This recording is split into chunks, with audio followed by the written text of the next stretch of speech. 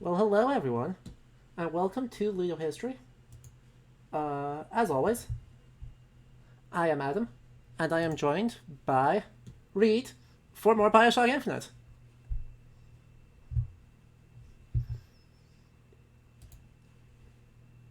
Cool. And we seem to have. I tried to upgrade the stream quality, and it seems to be surviving. So, welcome to glorious 1080p, everyone. I know. We're very fancy today.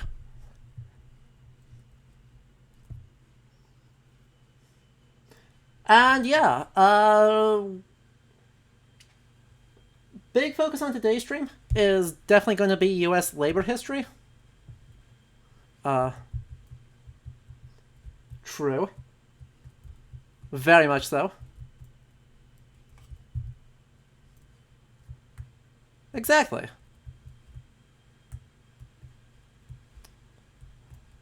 What? Who is it? Where?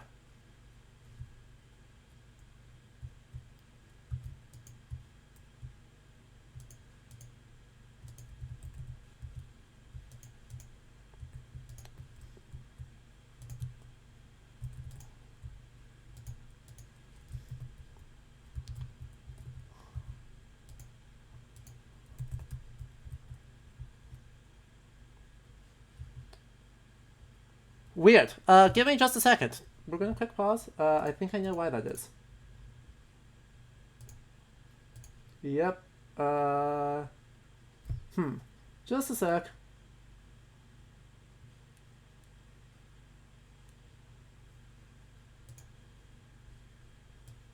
Let's try using. No, it's a Mayan thing. It's totally. It's totally a Mayan thing. I know exactly what happened, and for some reason, it's not quite letting. It's not actually letting me fix it.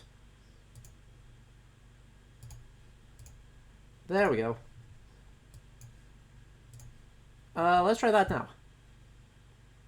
Hello, can anyone hear me? Oh, yep, there's game volume now. Yep.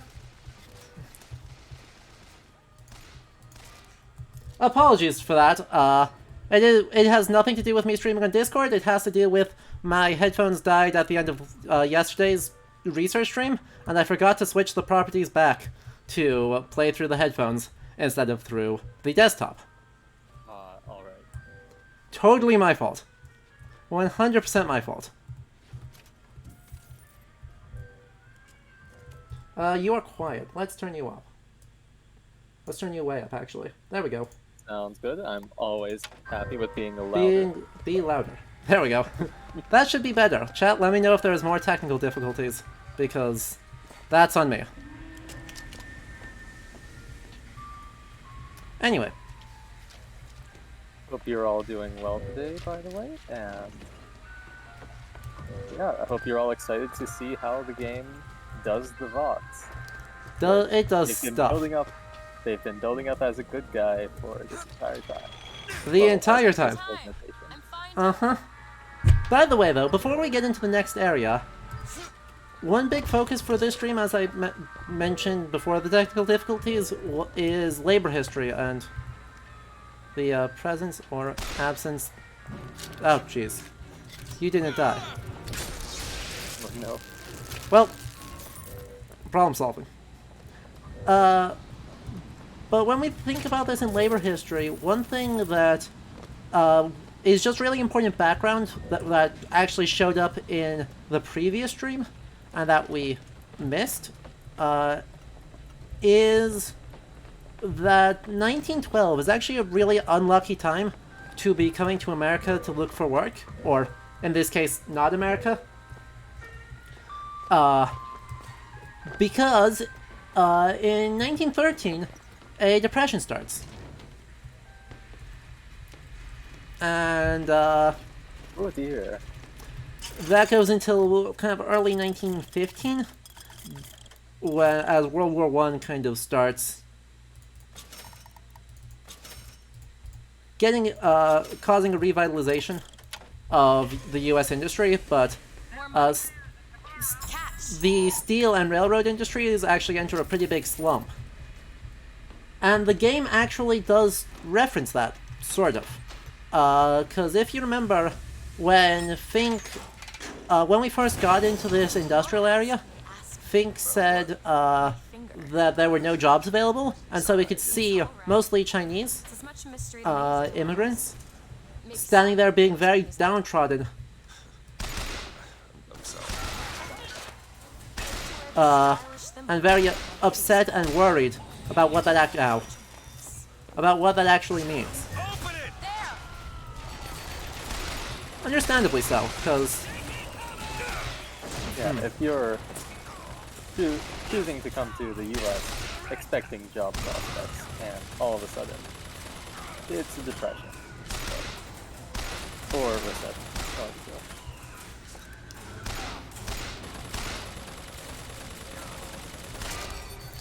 Well then.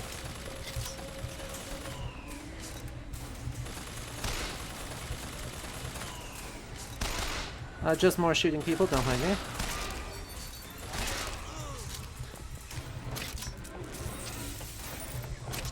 So, yeah, another case of the game actually, hinting towards something. And acknowledging the history around the time period. The game's been doing a lot of that. I know in the last stream I've complained about how I've complained about how it hints at various historical religious events or movements, but it never really addresses them in full, which is fine for a game, but it needs to be done in a, I guess, it needs to be done in a way that the game addresses something, and so far the game has avoided addressing the topic of violence, it's avoided addressing the topic of injustice, a lot of different things. We'll get there though. It will have things to say. I just sometimes the things are capital C choices. Right. Anyway, I see one Sergeant Booker DeWitt in chat. So welcome. Good job on the shooting people. You're doing great.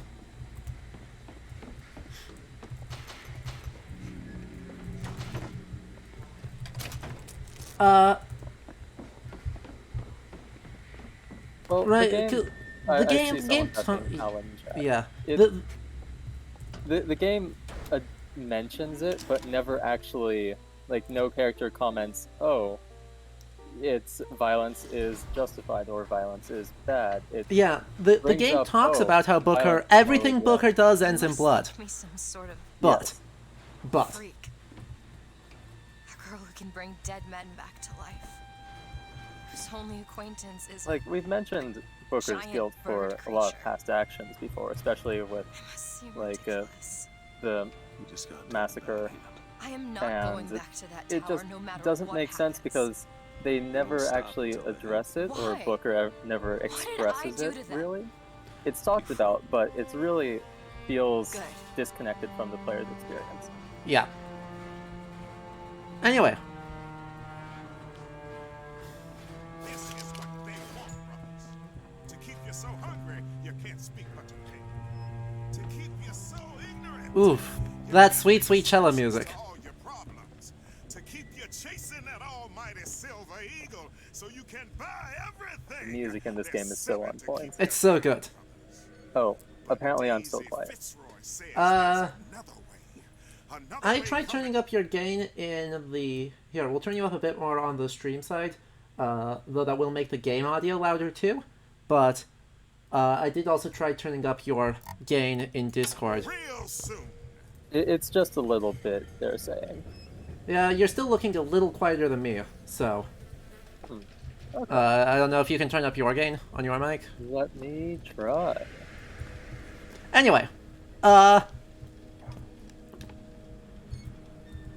lovely bit of, linking...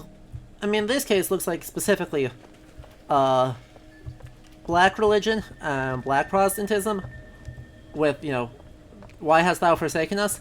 Into socialism and into disease. Because in the immigrant labor in the period 1880 to 1910, basically, faces a problem of incredibly rampant disease. And there's a pretty direct correlation Maybe Daisy's right. Thanks. Maybe she should that be where for all of this. the lower wage income you were, the more likely you were to die of disease. Yeah, absolutely. That Because correlation doesn't quite work across generations. There's some argument to say that middle-class children were more likely to be sick, but in the laborer themselves, it's a pretty obvious correlation of income to health. yeah, because you don't have the money to live in more sanitary conditions. If it's cholera, you might not have the money to get more sanitary water or water from a different water source than you're used to. That's one reason why a lot of people ended up getting sick in some areas, because they would just use the local pump, but the local pump got infected, and so they wouldn't be able to.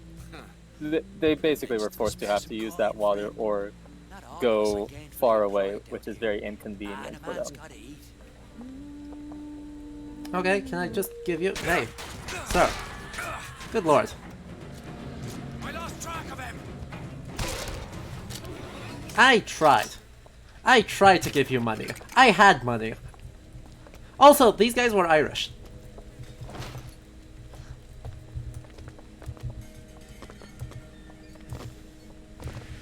That was extremely Irish accents.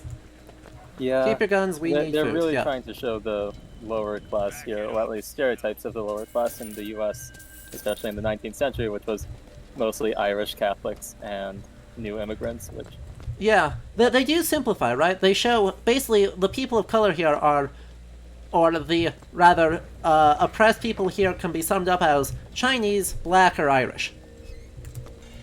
Right. yeah, that's, Which is, it's not wrong. it's not wrong. It simplifies, but it is hitting the major groups that at least scare tactics were used against. Like, Yeah. anti-Catholic movements were very prominent on the West Coast. There were very anti-Chinese and Japanese immigrant movements. There were, yeah, of course, racism was present throughout the U.S. So all these groups were targeted very. They were targeted a lot, so it's good to have them all represented, but again, it is simplifying. There were more people too. Yeah. It basically is ignoring the fact that, like, regionally, your main things were gonna be, Slavic or Irish. Or, sorry, Slavic and Scandinavian. So, like, in Chicago, the railroad industry is primarily Slavic and Baltic region immigrants.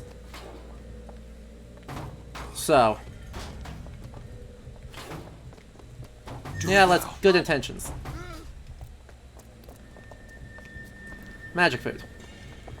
Oh, and in chat they say today Day is Labor Day. True. So But yeah, Riley also correctly points out, the Triangle Shirtwaist Fire was in 1911. This game takes place in 1912. Like men. Additionally, the Bread and Roses strike should be ongoing right this second, according to the game. Like a wounded knee.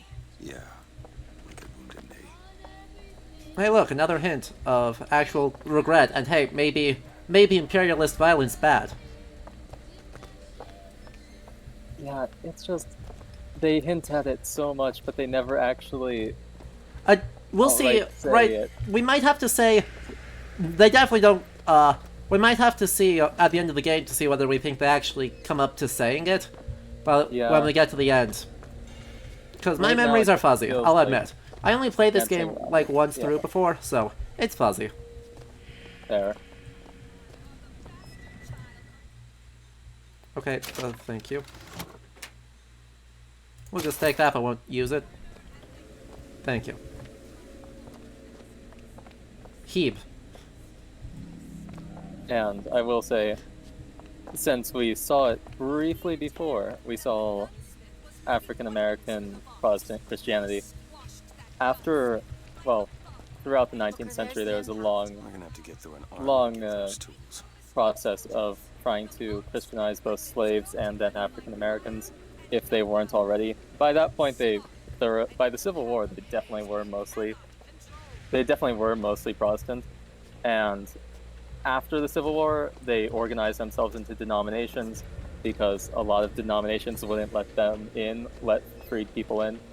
So before the Civil War, one of the biggest ones was the African American Methodist Church, or the African, what's it called? The African Episcopal Methodist Church. But the point is, it was organized very early by freed people in the early 1800s, and it exploded in membership after the slaves were free, because they were finally able to freely associate themselves with churches. And so the Baptists and Methodists were the largest, and it's actually it's getting towards the Great Depression that you actually get new religious movements to kind of counter the Protestantism, because in the eyes of some of them, Protestantism was forced on them, and so they were developing new religious movements. There's a really good book on this about a few of these movements, like eventually Nation of Islam, Moorish Science Temple, some of the Black Israelite movement, and also Father Divine's Peace movement.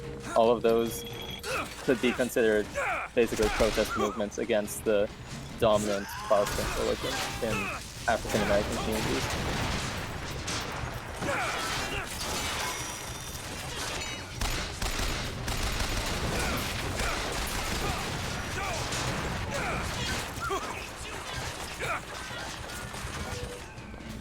What the hell is happening? A lot of violence. What the heck is happening over here?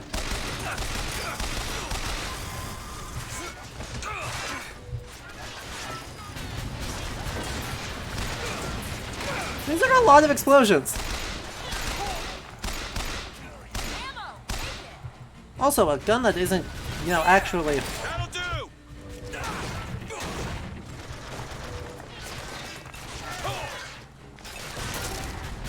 There we go. What the hell is shooting at me?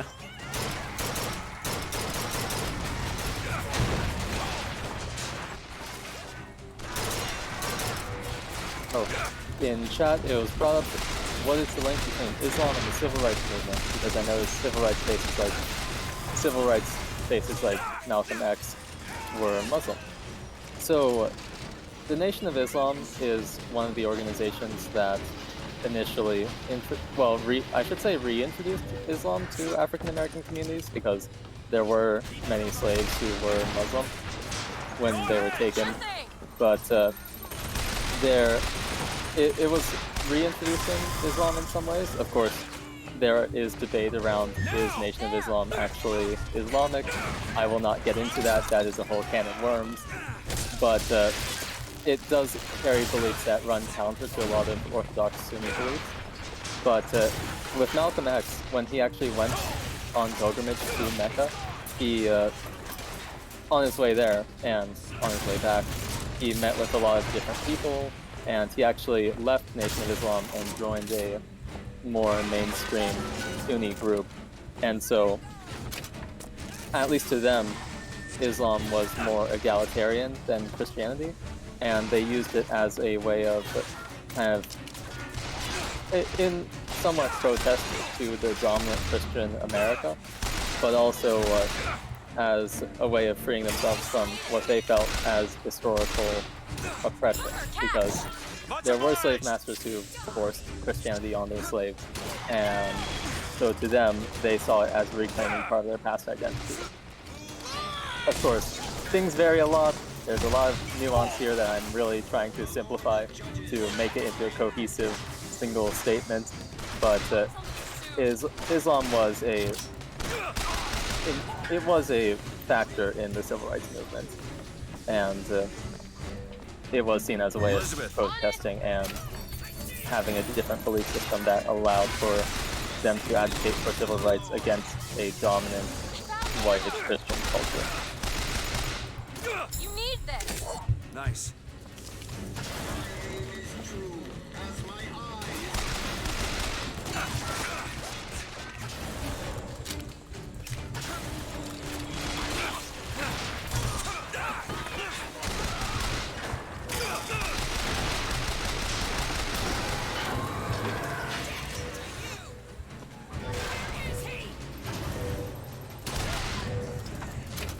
Wait, this This person. is a lot of security. This person is using a helmet that is a Statue of Liberty. What? Look at the helmet. I don't really get the fashion sense there, but I can understand some of what they're going for. Very strange, but Like, that's a choice. yeah, especially with, you know, Colombia not really Not being part of the allowed to U.S. allow civil rights. Also being, yeah, you know, explicitly anti-immigration or anti most immigration. So I mean, you can very easily see this as a reflection of the hypocrisy of America at the time. Oh, America still 100%. styled itself as, you know, the home of the free and for immigrants, but was very much nativist. Oh, 100%. But the Statue of Liberty, at least the poem attached to the Statue of Liberty, is, you know, very much a genuinely pro-immigration argument, and I'm still shocked that they commissioned a poem from a very leftist artist for the Statue of Liberty. True. Like, genuinely surprising. Anyway, I'll see what I can do. after that exciting time, Got it. you know what, screw it. More hand cannon time. Leave Shantytown. Okay. Though, Shantytown more makes me think like post-World War I. Yeah, Shantytown. Like 30s Depression era, rather than... Weird. Oh well, I mean, it's not like there weren't shantytowns or things that we would now identify it, it's just that that specific framing is Yeah. specific.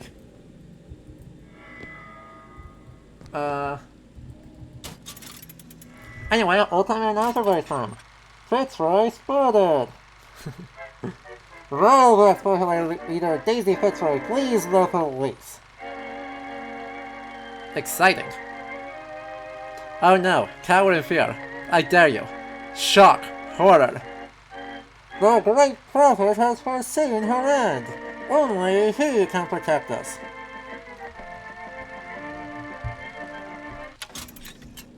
Yeah, God, a love the thing. old-timey announcer voice. Old-timey announcer voice. I'm a big fan.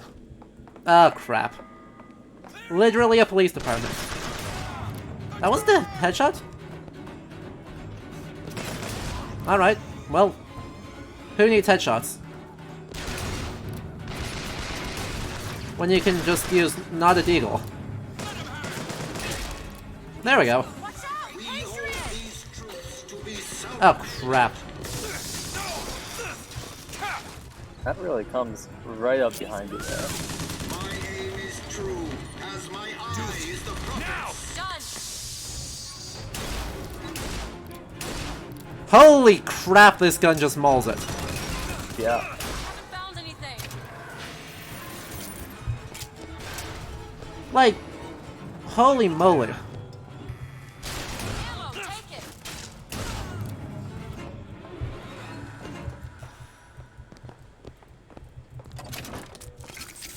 I refuse to use my vigors, game. You cannot force me. It is cool to be in a police department and see all the, you know, Comstock and Columbia patriotic imagery everywhere. It's kind of what you expect from an apparatus of the state, but Yeah, yeah. absolutely. I know last stream I mentioned with real-life Comstock, real-life Anthony Comstock, different guy than the villain here. Then Zachary Comstock, yeah. Yes, but he, with his New York Society for the Suppression of Vice, actually aligned with the New York Police Department a lot to make those arrests that he needed. So it definitely was a moralizing institution, Come on. or at least trying Something to challenging. enforce that.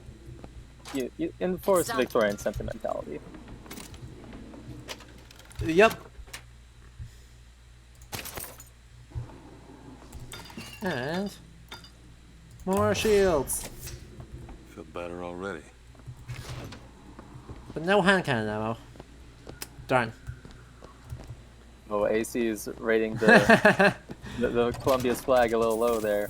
6.5 out of 10. That's fair. That seems like a fair rating.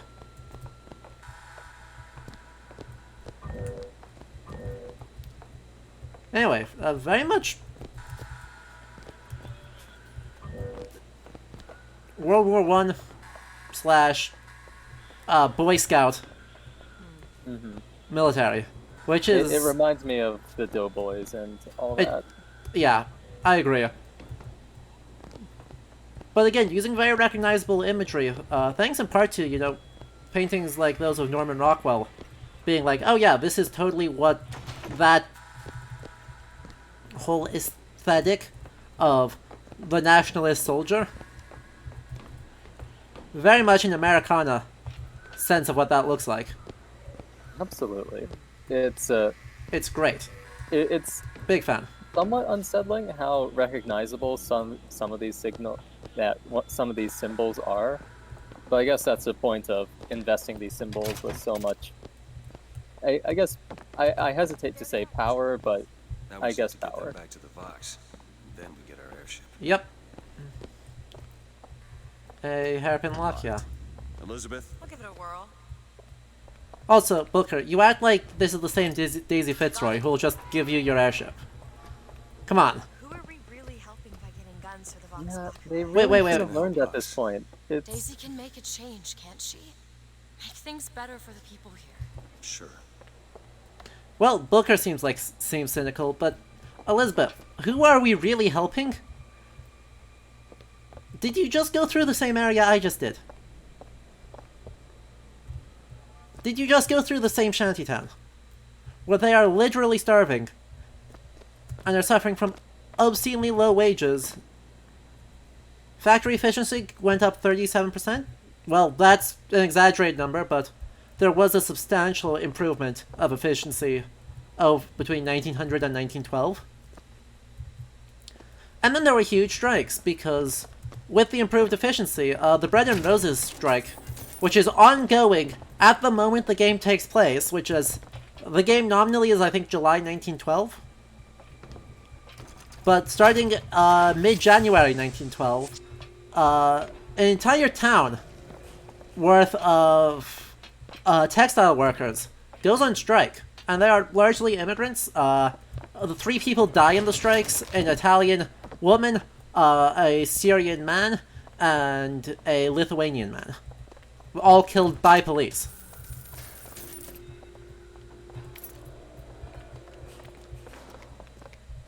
But that is literally ongoing right now, and ends up with 20,000 people actively on strike, and another 20,000 on the picket line in solidarity. Be able to carry all this back to the shop. Absolutely wild. What is that? It looks like a tear to another version of this room that doesn't have any tools in it. If the tools aren't in there, Then they must be back back at the shop. Booker, if we go into this tear, I Oh boy. don't think there's any turning back. Are you sure you want to go now? No, we have things to talk about first. But we are going to go into another time tear, yeah. because at this that's point- not confusing at all and doesn't totally muddle the waters. I mean, even in this time tear, the Daisy here is probably very different than the Daisy you made a deal with. There's honestly no point continuing with getting the tools, because no one will recognize you as, oh, I made a deal with them in another dimension. Exactly. But explaining this one's going to be hard. But anyway, right, you're right. Brother of Anubis, you're right. Worried the Vox won't actually help the poor and just claim they would? You're right, and that's the take the game goes with. But nothing the game has actually given us about who Daisy Fitzroy is thus far actually indicates that that was a reasonable worry to have. Yeah, when we Like, we've met Daisy. We can come back she later. seemed very committed to her cause. It didn't seem like she was trying to just get power, and especially with some of the voxophones we found. Yeah, At least speaking of with which. Daisy. There's the job, and there's life. They pay me to hate the goddamn Vox, and I take their money, but what's the harm of having a drink with Fitzroy's people? Face to face at the graveyard shift, why, they're just folk. Well, I guess I fell into the goddamn bottle because I stumbled back without the evidence locker key. If Schmidt finds out, well, there'll be hell to pay. Uh-huh. So somewhere there's actually an evidence locker key that we should go find, because it probably has at least guns in it. Right, because there was a key that we couldn't open without, or a chest we couldn't open without a key. Oh, true, true. And that one supposedly told us where it was. The graveyard shift. Presumably that's a pub. Presumably.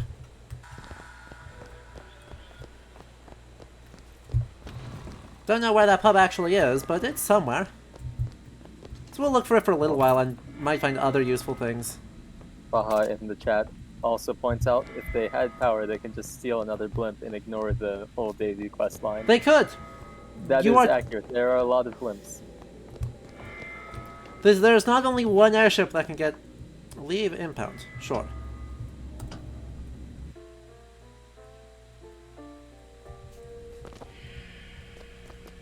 Think manufacturing. I wonder what he's manufacturing. It seems like he's mostly in the steel industry, like steel and coal. Both of which, by the way, had massive strikes in the early 1910s. That, while I don't know that they would have bled into Colombia, it seems awfully convenient that they don't bleed over into Colombia. And I mean, if we go back to the 1890s, there was the Homestead Strike, which is Yep. the steel strike, basically. 100%. And, you know, they had the Pinkertons, so it's kind of on track, at least with Booker's involvement. It super is, completely on track. I have no idea where this graveyard shift pub is, or is supposed to be. But we can just wander through here and look at how terrible everything is. Real. And right, there was obviously, Union violence that caused great suffering,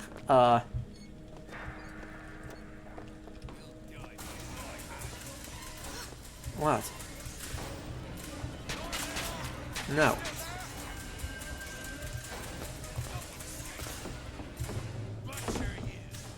We'll add, just because I do religious history, of course I have to tie things in. Of course. But Catholic social movements were pretty common. Well, not common. They were present in the late 19th century, like the Knights of Labor. Yeah. And they were very controversial, of course, because at They're the time, Catholic? yes, they're Catholic. There was debate over whether or not they were being too socialist. And then in the 1890s, Rerum Novarum came out, which pretty much defined Catholic social teaching and was actually a step towards a pro-labor Catholic church, because there were just so many Catholic immigrants and Catholic people working in factories as labor, and taking a stance for labor was pretty good, both, I guess, fitting with the general movements of the time and also with their own image, I guess. Yep. Which this is a great time to talk about kind of the intersectionality of it all, because there isn't just one angle that all of this views from. As should be clear, right? Religious identities and social identities and class identities all end up running into each other quite frequently. Absolutely. So, right, the main name to know for when thinking of the American, or when thinking of the early 20th century in American labor, is the AFL, or the American Federation of Labor. Incredibly powerful, fairly moderate going on conservative for a labor union, but incredibly influential in the strategies of what does it mean to actually exist in sort of a class solidarity and to stand in opposition to capitalist abuses and to strike. And so, obviously, when World War I rolls around in I guess, in Europe in 1914, for the US joining in 1916, there is a really important alliance in the anti-militant group that is conflating socialism, women's rights, labor rights, and religious tolerance all into the same identity, being anti-conscription.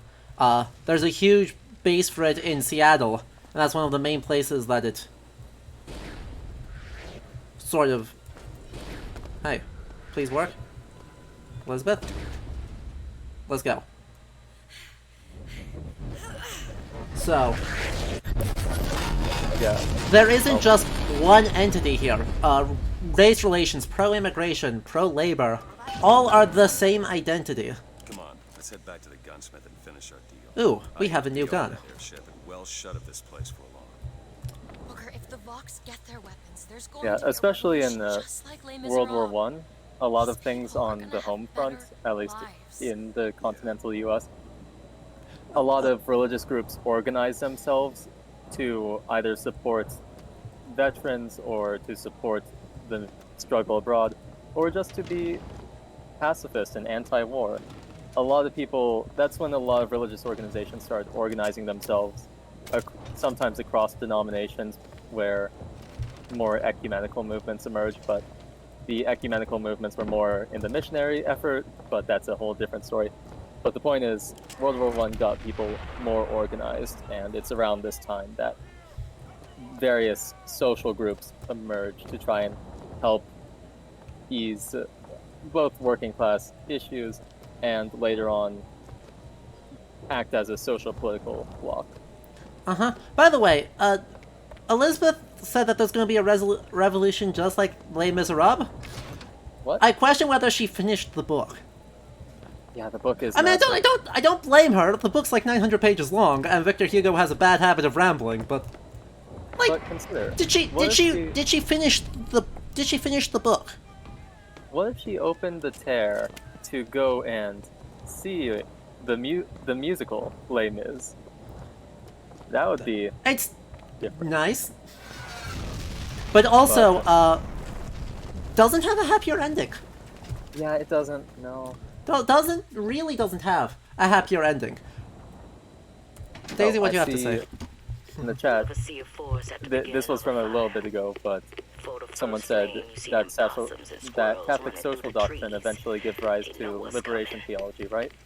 Yes, much later. Liberation theology emerges much later in Central and South America, and so it does build on things from Rerum Novarum, but it is much later.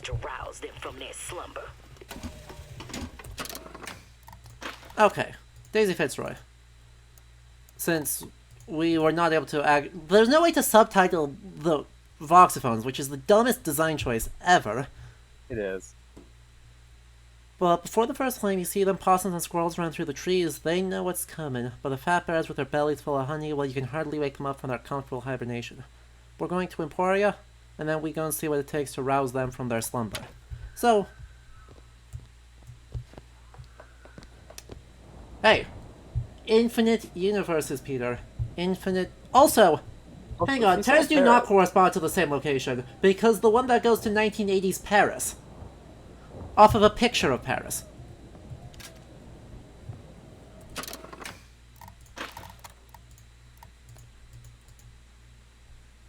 Uh-huh.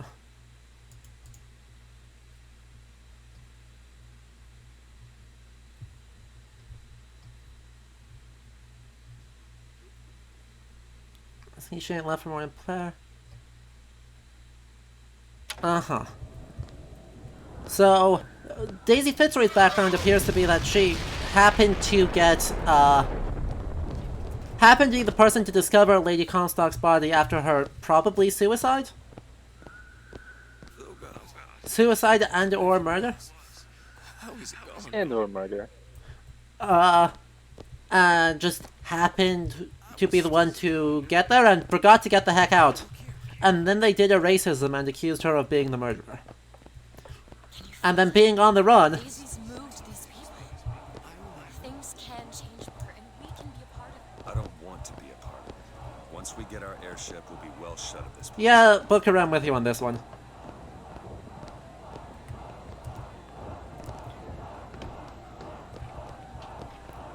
That's a bomb. Those are like sea mines? I'm sure it's nothing to be concerned about.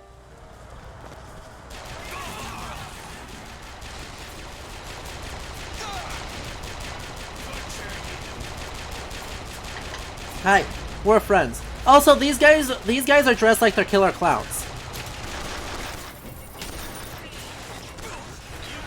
Well, it's not the best. I hesitate to say uniform, but it's not the best. Right, these guys are totally dressed like killer clowns. Hang on, sir.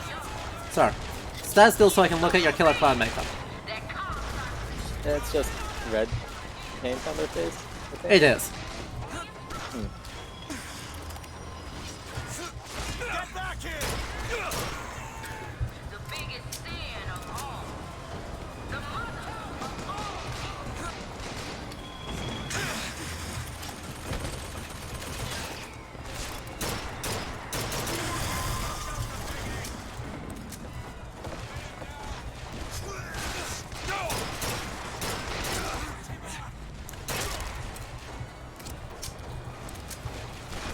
Ark, this game is freaking atrocious at weaponry. There's not a single one that is actually in period. And they only get more ridiculous the farther we go. Cause I'm sorry, this burst gun just ain't a thing. Huh.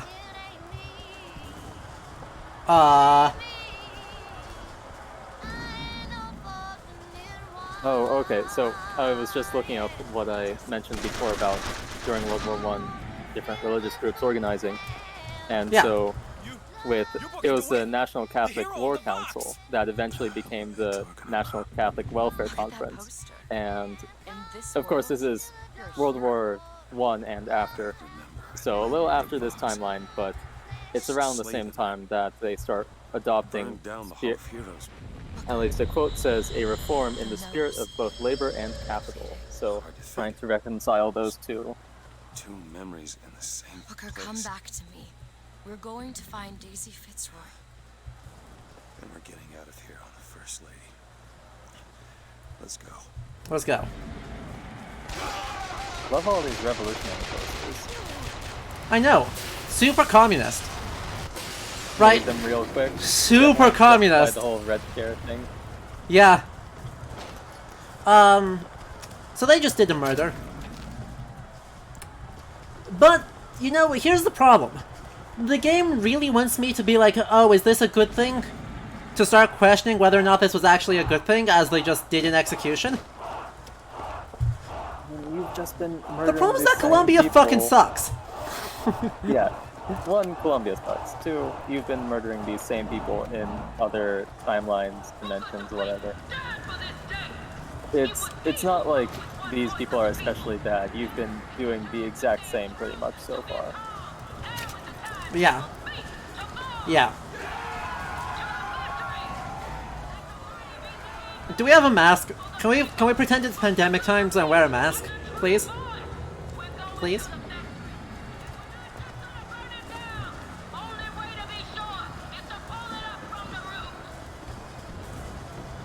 Please? Could we?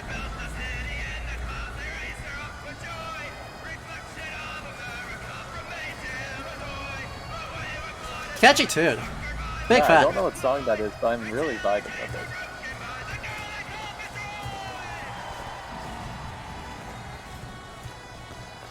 Hey, bagpipes.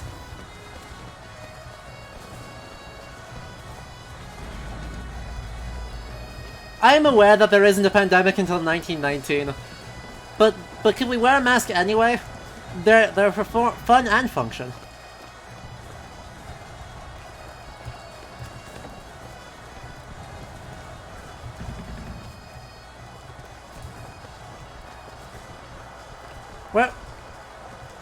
Where was the Vox?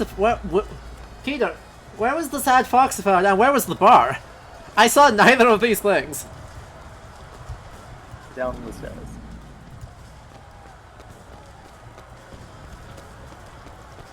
True.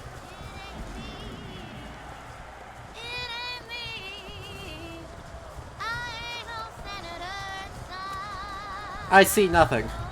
Oh wow. Am I just blind? Is that Fortunate Son playing? Potentially? I'm not sure. Yeah, they just said, I ain't no senator's son. It's Fortunate Son. Nice. You gotta love the anachronistic tunes. Yes. Oh, Literally where I got mugged by the Irish blokes. I know where that is. Oh hey, so there is. Hi, bar.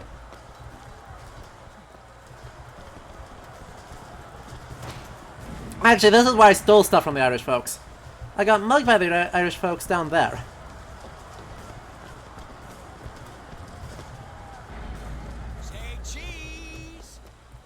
A deceased handyman, and the graveyard shift bar.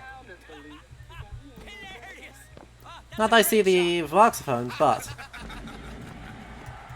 One more. For this one, everyone look really sad. Like you're having the worst old time. There's a lockpick though, we take those. Not good. Oh well, it's in the handyman's hand, we'll pick it up on the way out, because I didn't look at the bar there. Alcoholism among immigrant communities was a big problem. And True. so they're very much tailored towards the lower classes. And As plans go, I'd see it works, except this girl was already gone. Monument Island's a damn ghost town. It seems like they evacuated her when they heard I was here. An old friend told me Comstock spirited her off to that fortress of his. As a one-man job, this just went from betting on the river to drawing dead. Wish I knew how to play. Might just spell some of the gloom. Let's see what song we play. What song are we going to play?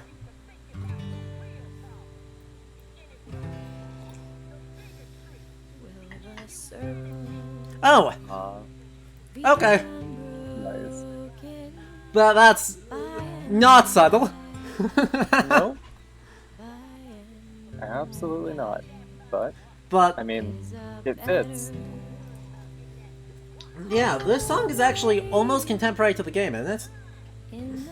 Is it? Let me double check. That's what I'm checking right now.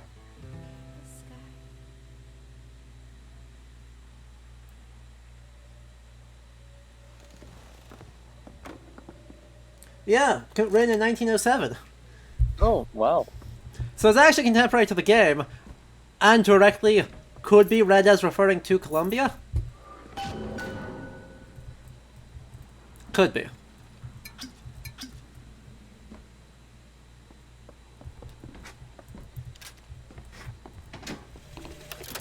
When you force deep underground, well, you see things from the bottom up. And down at the bottom of the city, I saw a fire burning. The fire's got heat aplenty, but it ain't got no mouth. Daisy. Now she got herself a mouth big enough for all the fires in Columbia. And what are you vending? You're vending the boost to these. Ability to chain floating effect from one enemy to another. That's wild. That's wildly powerful, holy moly. Hang on.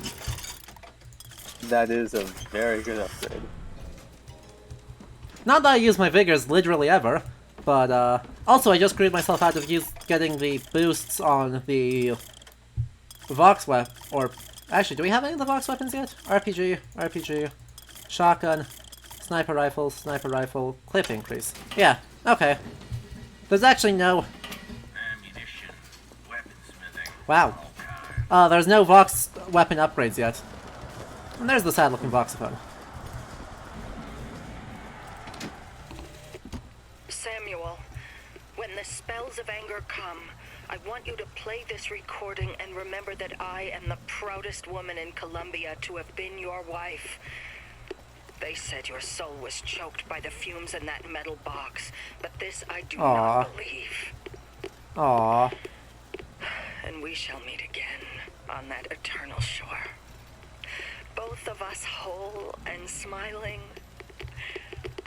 I love you. I love you. I love you. Aww. That's sad. That's the handyman that died. Yeah.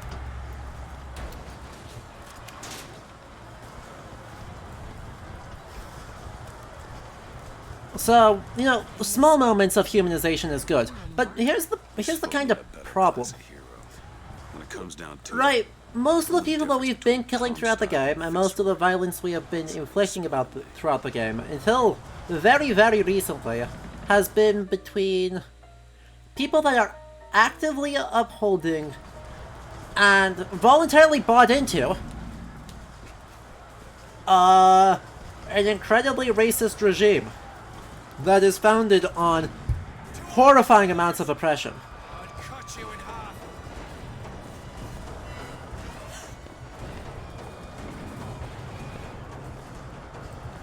Actually There's also horrifying. the issue of they're now trying to humanize the handyman when you've been killing several handymen throughout the game, and they're trying to make it seem like the revolutionaries are bad for doing it. We've only killed one, actually.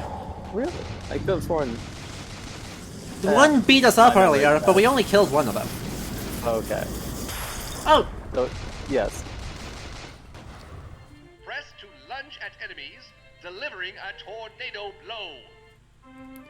Hold and release to build up a more devastating tornado blow. Cool.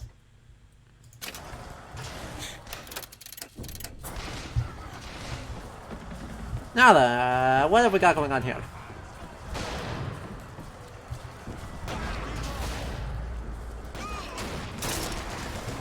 That.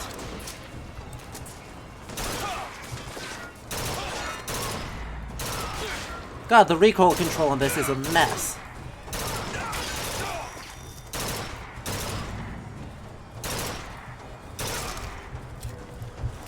That's a lot of recoil.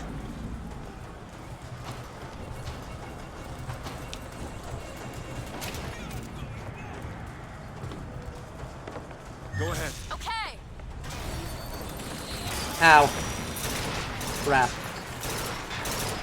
At least at this point we're still fighting King.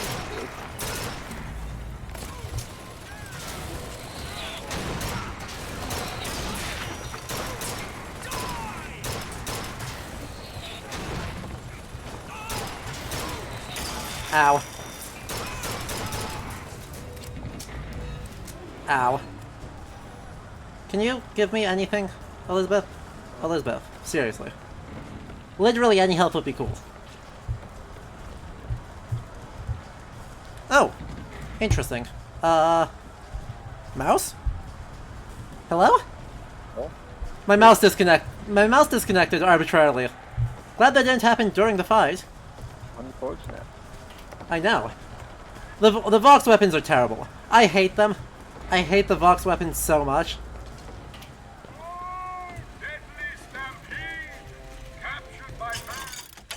However, there's a tiny problem known as I don't have a choice in the matter. Yeah, I really don't know how I feel about the game locking you into different weapons like that. It feels like the player should have more of a choice in which weapons they want to use, but... I don't know if I brought us to a world where the Vox had weapons. Or I created one. So Elizabeth is God now. Good to know. Apparently. Nice play, dude. Good play.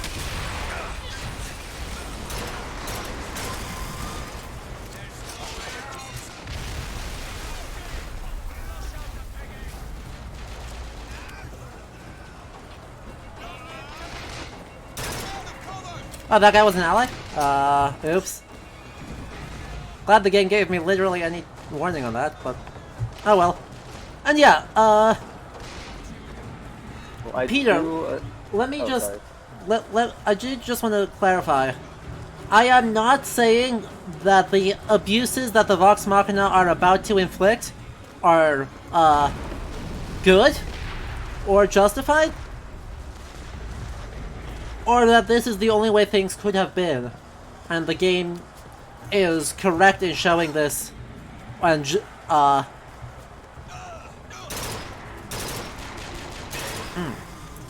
Eventually I'll figure out that recoil. But, at the same time,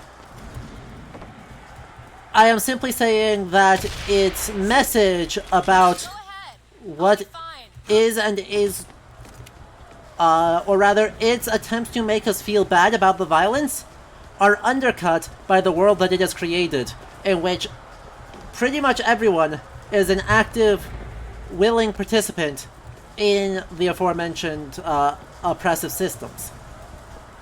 And that if there is an oppressive overthrow, I don't know, it undercuts what that means to be...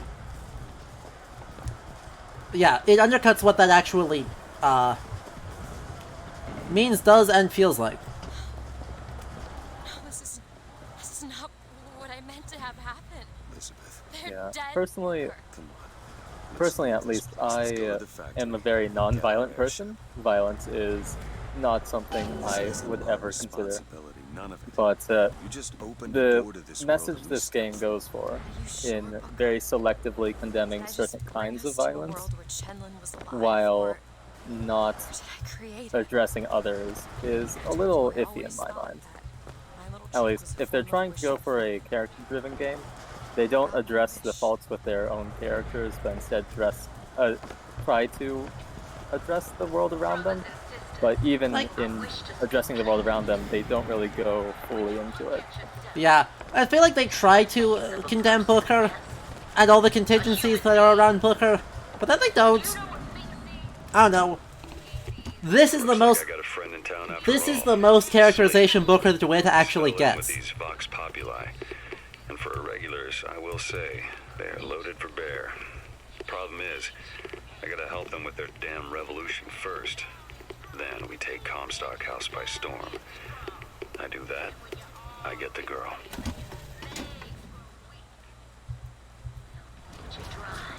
Cool.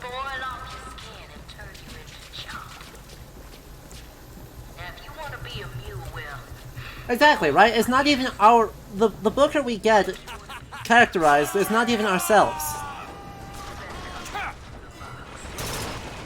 Ah. Sir, he ran in front of... Thanks. I don't want this gun, but that's okay. God, I need to swap over back to the repeater as soon as I can. Because that's the only one that's at least okay. This is a mess. I will remind everyone in the chat, you can use your channel points to make him swap weapons. True. Ooh, sniper rifle. Let's go.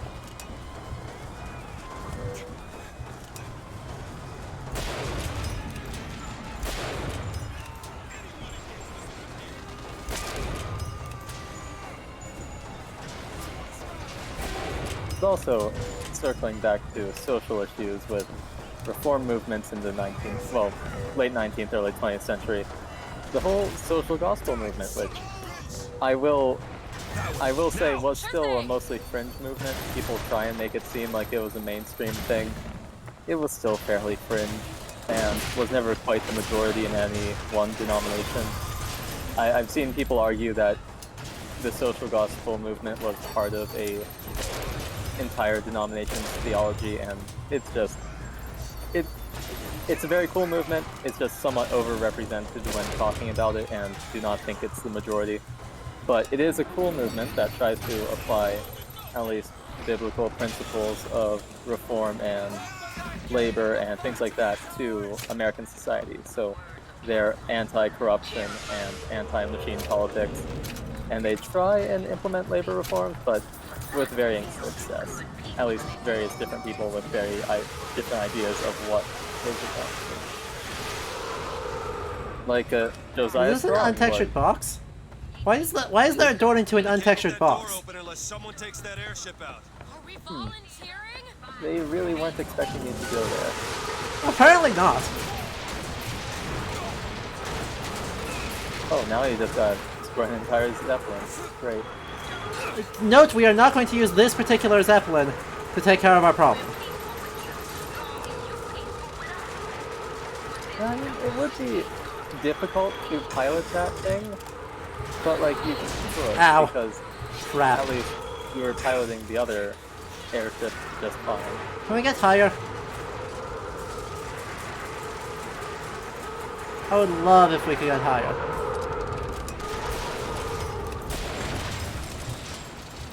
Come on, come on, let me jump, damn it.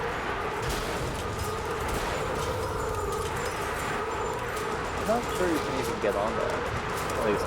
I don't think so either. I think I'm going to have to shoot it from a distance. Which is not the best time in the world. Not a huge fan. Oh, when it comes to the clan, I mentioned this in previous stream, but they were deeply rooted in Protestantism. And so there were many Protestants who did support the clan, at least the first clan, and then the second one.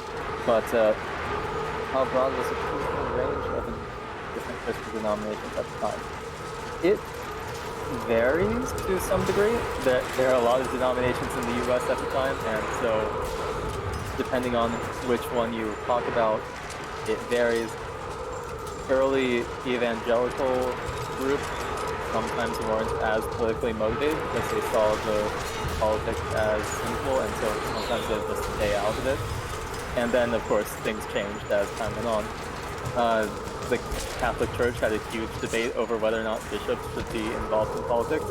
Cardinal Gibbons was a big one in advocating for getting bishops involved with politics. He was pro-Labor, pro-Republican Party at the time, and drew a lot of criticism from his fellow bishops. And yeah, they're like Baptist social movements really helped spur on the social gospel to some degree. It really varies on which denomination you're talking about, whether how political they got.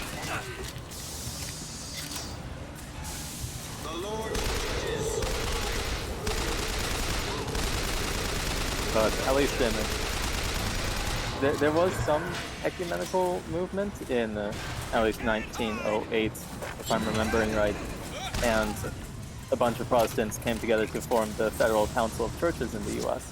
And one of the first things they did was creating a social creed that would help try and reconcile their Christian beliefs with American reforms in society, and so establishing social statements was pretty big at the time.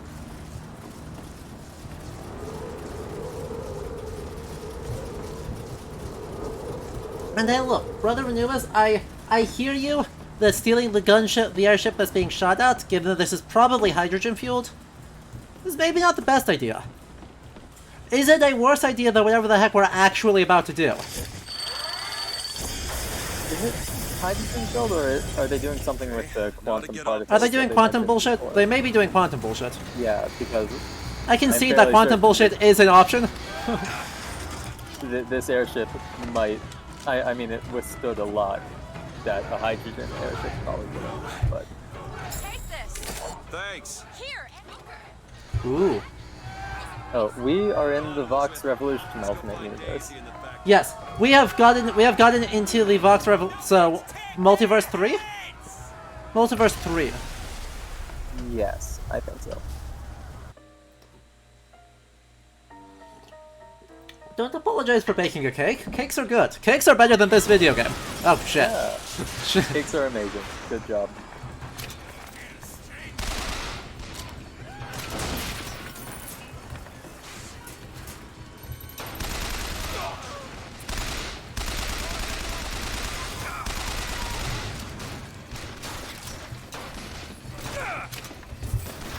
the fuck?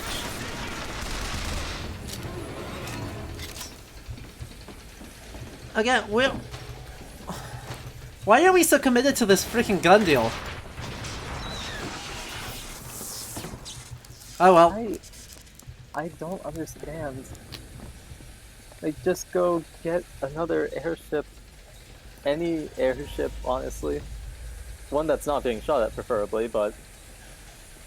We know for a fact that this Booker did not make the same deal with Daisy. It makes no sense to try and... Daisy said she was coming here for Fink. We need to take that elevator up. Bet it leads to Fink's office.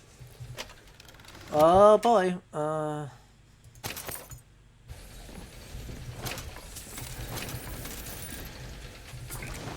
yeah, this game on the gameplay level is definitely good.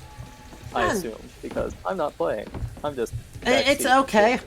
I like Bioshock 2 way more than I like this one.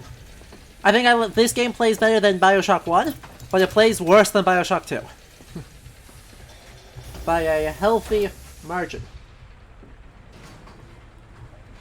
Anyway, there was a question of favorite and worst, or favorite and worst, least favorite parts, things we've seen in the game so far. And in my opinion, it's actually the same thing. Right, my favorite and least favorite choice is just how, in the background, a lot of absolutely horrible things are. You know, just kind of vaguely present, and there's hints at a broader discourse that critiques them. So, right, on the question of black labor and black rights, Fitzroy's own character is a testament of the injustices of that. Fitzroy and Comstock. No. What? And then, you know, white abolitionist movements, or white, I suppose, black justice movements, in Prince. My God, I was so set on getting to Paris. And there was so much... I didn't really think that... It hints at those discourses, it leaves them in the background, and makes them a normal background part of society. In this, and that's your prerogative, but... However, it means it doesn't actually critique the narratives it presents. It doesn't make judgments about them. It presents them all, and then says pretty much all of them are bad. Exactly. That's... At least with religion and politics, they're whenever talking about how Columbia's basically a theocracy, they mention here and there little bits and pieces of, oh, maybe living under a theocracy is not the best. But at the same time, they don't full-on address it. They just have it be part of a set piece and don't draw any attention. Again, it could just be that, well, yeah, I know the game had troubled development and how they couldn't address that fully, or at least the way they wanted to. But still, it leaves a lot to be desired in at least making commentary about what it's presenting.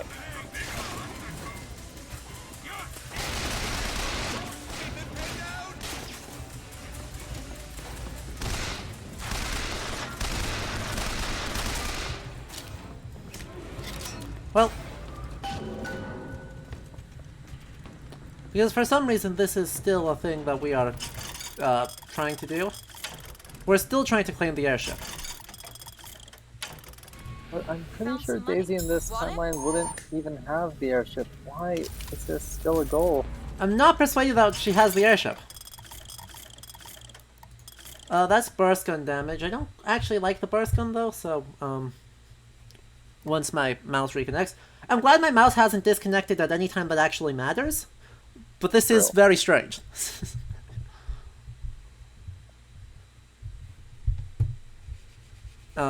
Please. I believe in you. I believe in you, mouse. No? No? Not even a little bit?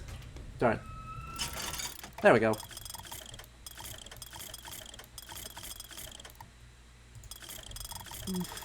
I might be able to get away with a machine gun. I might be able to get away with a machine gun damage boost.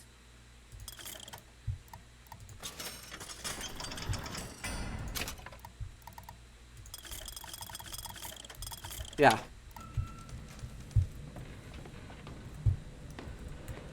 Anyway,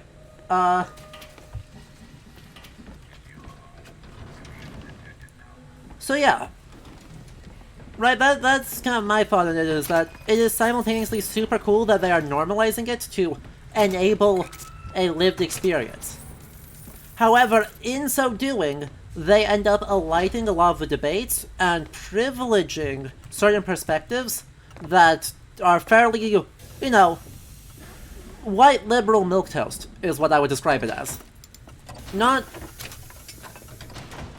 poorly intentioned, not uninterested in what it means to be just and the cause thereof, but also so concerned with the question of pacifism and whether there is, or the idea that all violence to overthrow the system is and must be bad, that it ends up completely distorting the question of how to resist oppressive systems. Press to wash away your enemies. Yeah, there's no alternative presented in the game, at least to violence. Even if they are taking the route of all violence is bad, which, being the game it is, they're not. But yeah, if they were taking that route, they could have gone with, hey, there are alternate methods to do this. There are different ways of resisting oppressive systems. Exactly. But they're not. Beyond angry black people manipulating people with a fanatical cult in order to do violence against our not good person hero. Yeah. It's, at least with the religious element, they make it into a fanatical cult, not anywhere. They try and distance it from American religions enough that people will just instinctively reject it. That's the same thing they do with the civil religion in this game.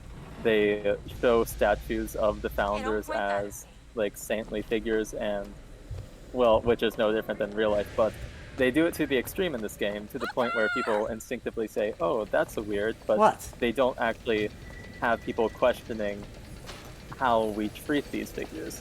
You see a statue of Washington at the beginning, but you don't actually consider, wait, maybe how we think about the Founding Fathers is a little weird. It's very much like bring it up, but in a way that does not actually encourage any deeper thought. And yeah, it does kind of do a no good guys perspective. Yeah.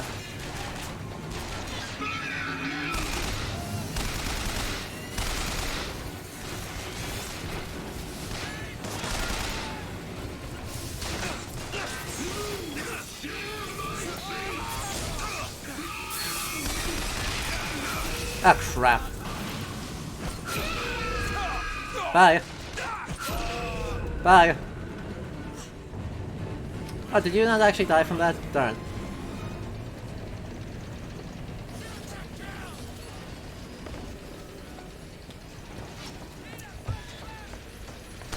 Bye. Need this? That'll do! So, Fink's death is a little anticlimactic if you weren't really looking at it. That's just me personally complaining about the lack of drama, but it was. Yeah. I mean, he didn't deserve drama. True. Very true.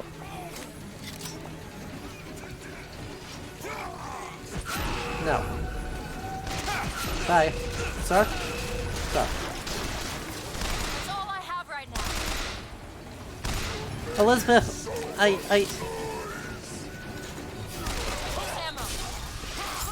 I'll appreciate that. Thank you. Ah, crap. Blocks handyman. That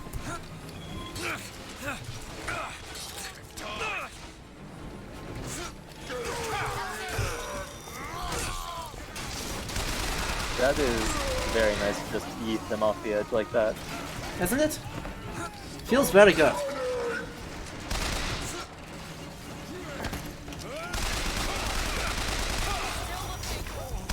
Damn it, you have no salts though.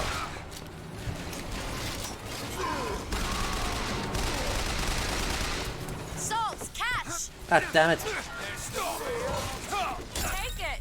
Could use them. Ah, crap, and I'm super dead. Maybe Gonna have to not just the best zip time around to on these fix that. to let the shields Oh, recharge. Is this handyman working for Fink or working for Boss? Fitzroy. Okay.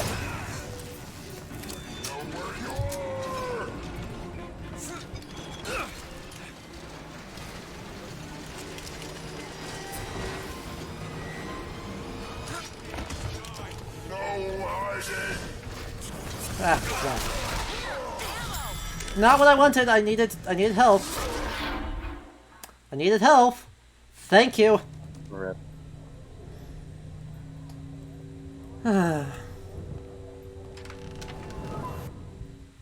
They thought about giving.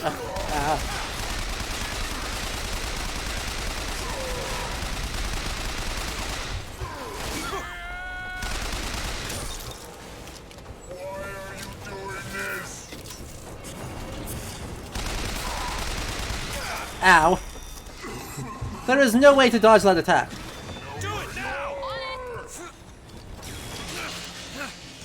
Maybe run? Just run. That's always a good option. Basically.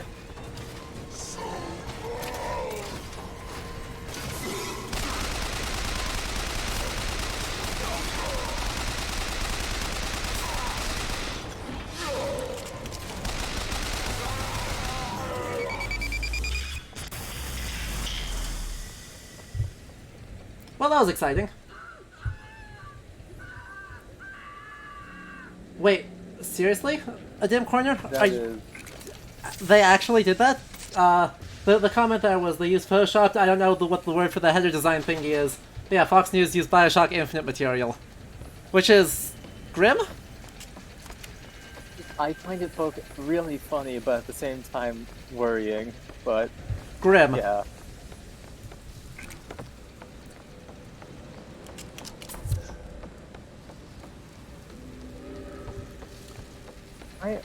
I'm not I have too no sure ammo. that this game, well, just talking about how people are talking in the chat about Booker and Elizabeth being more interesting in their characterization. I'm not too sure the game focuses on that really. It feels like more of the effort is placed on the environment that they're in and less on them as characters. Because Booker has occasionally mentioned, oh, I feel a little guilty, but not really. None of that's been addressed. There was one point where Elizabeth said, oh, you looked really shaken up in there. What he said really must have really gotten to you. It really just doesn't have much behind it because we did not see that. Correct.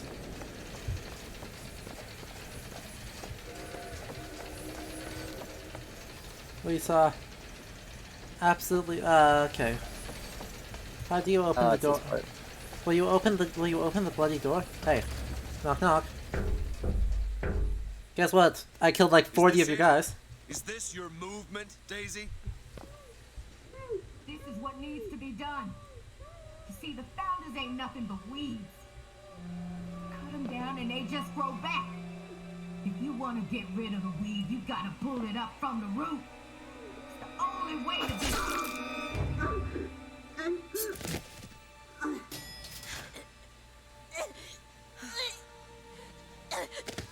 Elizabeth. I guess it runs in the family. Well, rest in peace, Daisy Fitzroy. You were given no redeemable. You were given no redeemable qualities. The only person we've seen trying to actually enforce some kind of change or reform in the city, except for the abolitionists, which got no characterization. Correct. Also, didn't seem to be willing to actually do anything. Yeah.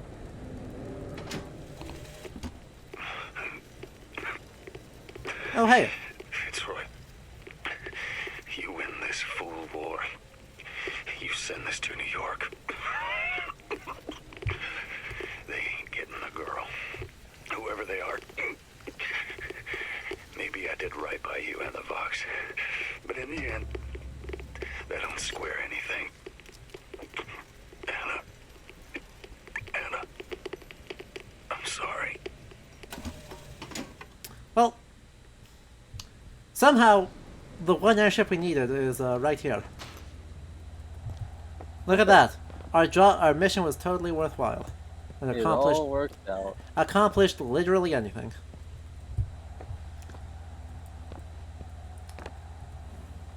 I know how this feels. Yeah, I know, Peter. Burial at Sea, a year and a half later, retconning the whole thing because they realized it was a really bad look. I think that is what it is like, that was not in the plan. There's no way that was in the plan.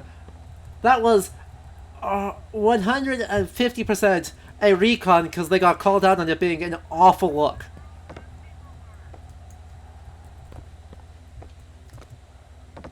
But yeah, a great case of the game, of what we're about to see, of the game up to this point has been really interested in, you know, questions of labor history and systems of oppression, and whether individual violence can be justified in the face of systemic reform. Elizabeth.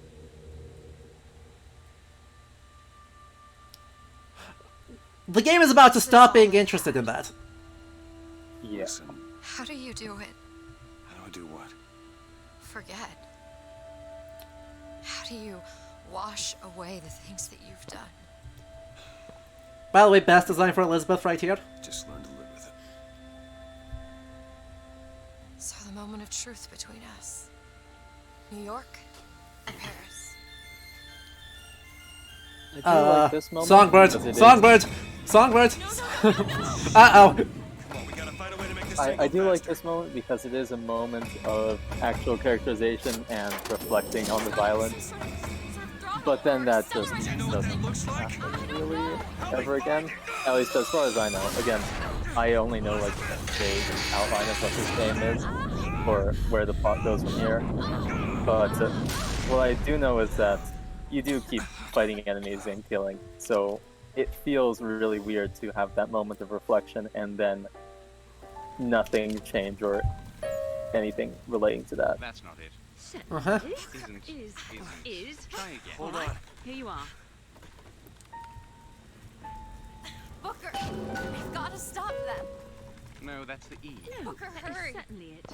No, it's Here. It is. Isn't. Is. Isn't. Is. Try again. No, you try. Ah, the Lutashes. How awful thou art. Stop it! You don't know what you're doing! Ha! There it is. You've done it now. He's coming back. He's coming back. The notes were correct. The instrument was not. One needs both to get his attention. But if you know how to sing to him... Well, AC He will take says you where best you need to characters. go. They are. I do really like their theme, and I do like how they pop up Their randomly. music is awesome. We are Yes. where we are needed. And needed where we are. So Comstock uses these songs. Well, there others we can use? Something to keep the bird off our back? Perhaps you should ask the maestro himself. So where is he? Of course. Well, at least they left the piano. Can we play the piano? No, we can only get it out of the way. Dang it! Oh, well, this is a player piano. I know. They were just plinking away on an instrument that is not designed to be plinked on. But, so, this instrument, the keys are pretty much just for show. What this is here is a wax cylinder with then all the notes engraved on it, and that is sending mechanical impulses through the machine in order to strike the hammers. The keys are just a visualization of that. And so, like, they do technically work, but they're strictly unneeded when you could just use your feet to give it power. And it would play the song all by itself. That's Comstock House. If we're gonna find him, we should start there. So I guess we are doing the manor. We need to push off immediately. The Vox are coming. Oh yeah, I guess that is part of the stream. Yep, we were unsure if we were going to get here, but we're gonna get here. Fun time. Yes, a dim corner. It's funny. The term leader narrative dissonance was coined for Bioshock 1. So, the place where it's coined is for the idea of after you have been freed from Atlas's control, You're going to have to remove some of your luggage and put Seriously, guys. They're fleeing the city. Just Drop some of your luggage. take the suitcases off the damn thing before I come up there and do it myself. Ha! I almost made it too. I almost made it. Before we do move completely away from any kind of social commentary, if anyone is interested in the social gospel movement, Washington Gladden and Walter, I'm gonna butcher his last name, Rauschenbusch? I'll type in the chat, but both of those are pretty important figures when it comes to the social gospel movement, and so if you do want to do your own reading, I recommend those two. But there were, of course, others. Cardinal Gibbons was important in the Catholic movement, in pro-labor, and of course, Frederick Dan Huntington also was pretty important in, I think he was an Episcopal, so there's a variety of different stances on labor, and so if you want to read about that religious history, I recommend it. I'm totally biased, but now this game is probably not going to do any more commentary related to that. Yep, the game is about to stop caring about that entirely. By the way, here's another case where, you know, the game is trying to make you feel bad, but it does admittedly acknowledge the fact that the upper class cannot let go of their property in order to save their lives. Like, literally are refusing to let go of their property to save their lives. So it is undercutting the feels bad. But right, these are the people who paid lots of money to live in this idealized, prosperous America wherein black people are not allowed? Or are only servants, because the idea of white people being servants was apparently unthinkable to all these white people. Or the idea of equitable distribution of labor. Yeah, it's an upper middle class 19th century fantasy, pretty much. Yeah, it is. And it tries to say, oh, look at how sorry they are that they're having to leave and they're all upset about it. And they also forget, like, refuse to drop off their luggage. Oh, they all made it on. Proud of them. Don't know when they did that, but... In the 5 seconds you were gone, they somehow... No! Literally, I turned around, took 2 steps, and then hit the trigger. Oh, by the way, the Vox were right here, apparently, the whole time.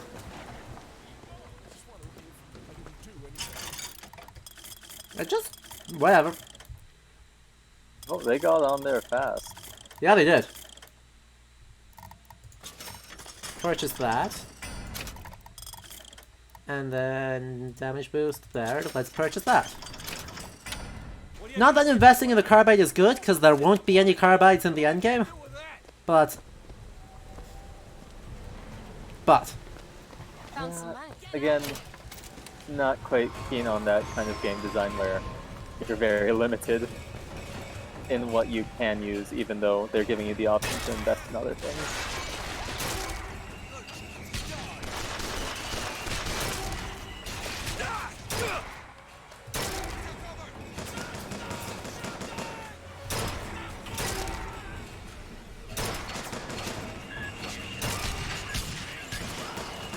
Wow. They've really screwed me over here, haven't they?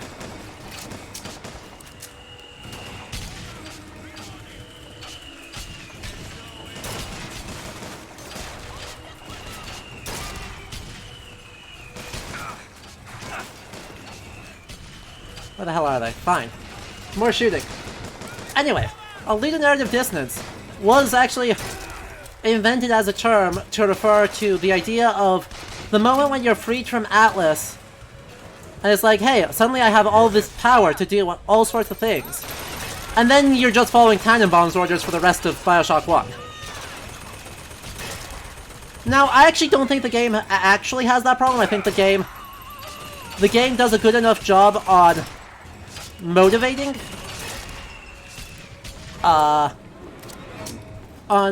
Jack in order to be actually, you know, the player wants to do what Jack wants to do. So it's not nearly as big of a deal as it says. That being said, this game has incredibly strong ludonarrative dissonance of, oh, individual acts of violence are problematic and you should feel so much about, thank you, mouse. You should feel really strongly about, Fitzroy being willing to murder people. And how that is bad. Yeah. And then doesn't mention, literally doesn't give you a choice besides literally participating in wave shooters, of killing dozens and dozens of people on all sides of this conflict, just because. Just because. Dishonored has a non-violent option. I'll say that in quotes because questionably better, but it's a game where it can handle the question of violence because it has an option for you not to do violence. Also, because it's actually, like, you know, consistently shows consequences throughout, right? It's not just a binary at the end, it's a binary at every stage in the game. And so you can change your behavior. Which is very nice. I feel like the binary at the end, by hitting a tally mark of how many people you killed versus how many people you spared, is not great, because it's very one or the other. I don't know. Yeah. It's too much of a binary for me to be comfortable with, but I do like how Dishonored handles it. Yeah, it's not subtle, but it lets you actually, like, change your mind. Yeah. Like if you decide, hey, violence bad. I don't like having Weepers literally freaking everywhere. You can still achieve low chaos by the end of the game. He's just Comstock's pet, isn't he? Just like me. There you go. Huh. Well, this is not a problematic framing at all. Oh boy. That's definitely not scalping. Yeah. That's definitely not appropriating Fitzroy's no better than Comstock. indigenous violences. Oh, they straight up said Fitzroy's no better than Comstock. Yeah, they just came up and said it. Why? So, All done.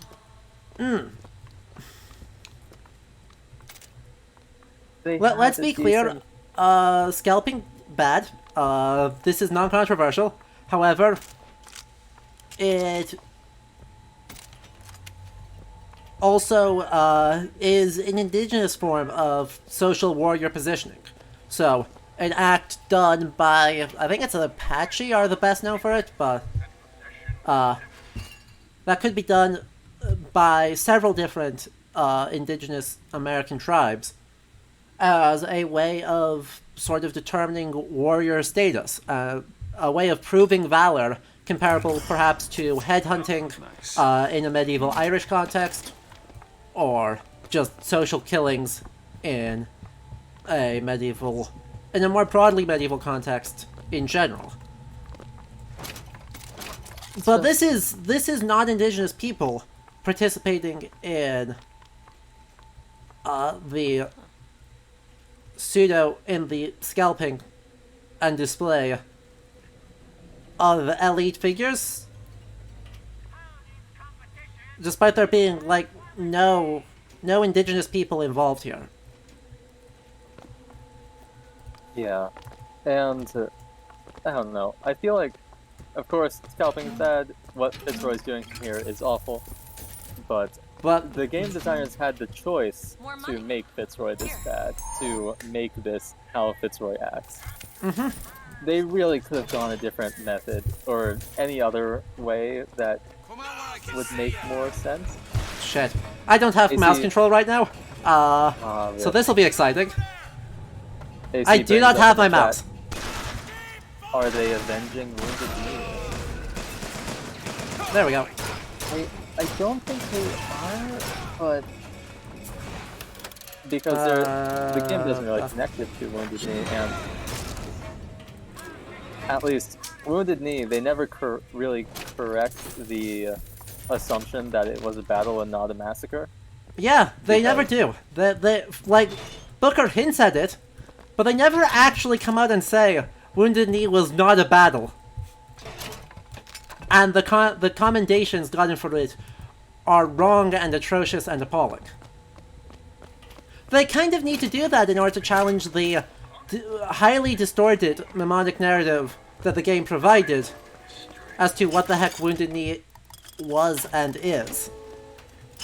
Because the game presents a take on what Wounded Knee is. And we know that take is wrong, like stupidly wrong. But it's just Elizabeth vaguely goes, is this what happened? And Booker grunts non-committally. It's very much at the point where the audience should know, well, but not all of the audience does know. Exactly, we can't assume the audience knows in an international market. And other reasons. It would be very easy, very, very easy for them to just use that museum to actually reflect on, hey, this wasn't a battle, actually getting some decent stuff in there, or correcting the images that Comstock has been promoting this entire game. But they don't. They just decide to hint that it's wrong. I saw something once when I first got here.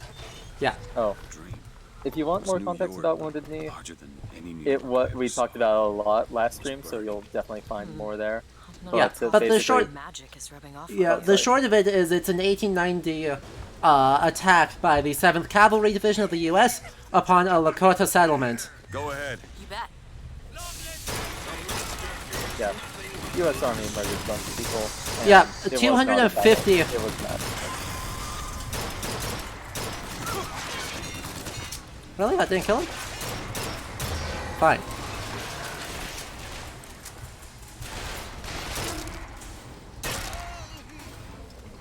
Fine.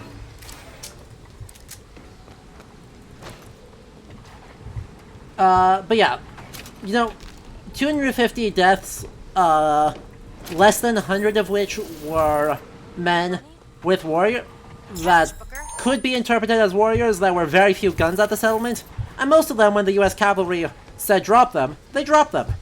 Except not all of them did, and they used that as an excuse to murder everybody. Yeah. Yeah. 0 out of 10. 7th Cavalry Division, rather infamous. Okay, seriously, mouse? Seriously. Hang on a minute. I am tired of this mouse doing things, so I am going to switch to my other mouse, because I can do that. I see a lockpick over there. Yeah, at your feet. You could pick it up. Elizabeth, you have the power. Elizabeth, you could.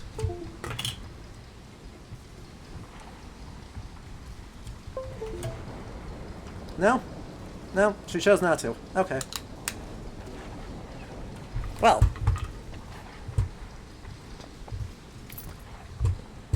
Ooh, sensitivity is really low now. Okay. Can you unlock this? Oh well, we'll figure it out. I will figure that out elsewhere. All yours. So. We're back with them. Yep. Hello, Lutetius. Why are you playing baseball? They, well, at least she, invented the technology that allows the city to float. Giant balloons. Quantum particles, suspended in space-time at a fixed height. Literally not how that works. Giant balloons? Yes. The thing is, my book said they disappeared several years ago. I told you they'd come. No, you didn't. Right. I was going to tell you they'd come. But you didn't. But I don't. You sure that's right? Something tells me they're not exactly what they appear. I was going to have told you they'd come? No. The subjunctive. That's not the subjunctive. I don't think the syntax has been invented. Wait, yes it has. Had to have had been. That can't be. I feel like that's good sibling banter. That's It accurate. is good sibling banter. The fact that we sometimes Finish each other's sentences? exactly. It would be odder if we didn't. How do you suppose they manage that? I'll get back to you after I figure out the floating city bit. True. The floating city bit is very trippy. Also, just not how that works. Yeah. Yeah. You can't just suspend something in space-time. What? Much less doing so at a quantum level actually cause a very much non-quantum level object to suspend. He was grooming, wasn't he? I study religious history and also microbiology on the side, but so I'm not qualified. I don't know for certain, but I'm pretty sure this is just BS. There's no way, at least any understanding of physics that I have, that works. Also, yeah, the city presumably can land to, like, resupply? On its itinerary? It's not just perpetually floating? That's very strange. I don't know for sure, but I would assume that it has to be at least capable of landing.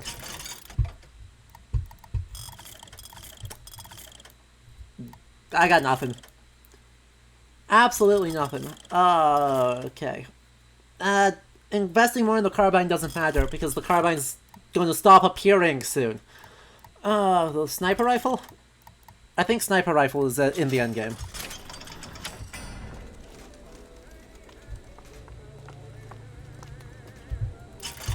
And I guess I should look at some of these, because that Bronco boost is going to be helpful. True. The Bronco Vigor is very effective. It's ridiculously strong.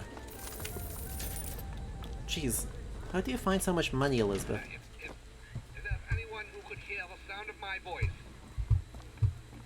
Can you get this open? Give me a second.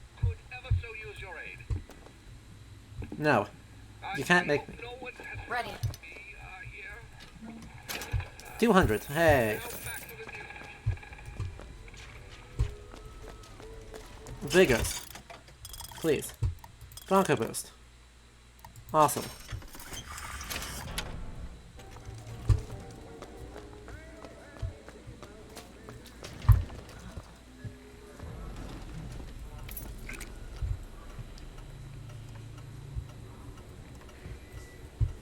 No. Elizabeth, Nope, where are you they looking? don't want to play it now. Don't want to say anything. Nothing. I was apparently took too long. Hailfire. Okay. The upgrade of the grenade launcher. That is also bad. Grenades in this game just don't do enough damage to feel good. Yeah, balancing the impact the weapon has with its strength is difficult, but also it can make combat so satisfying if it's done right.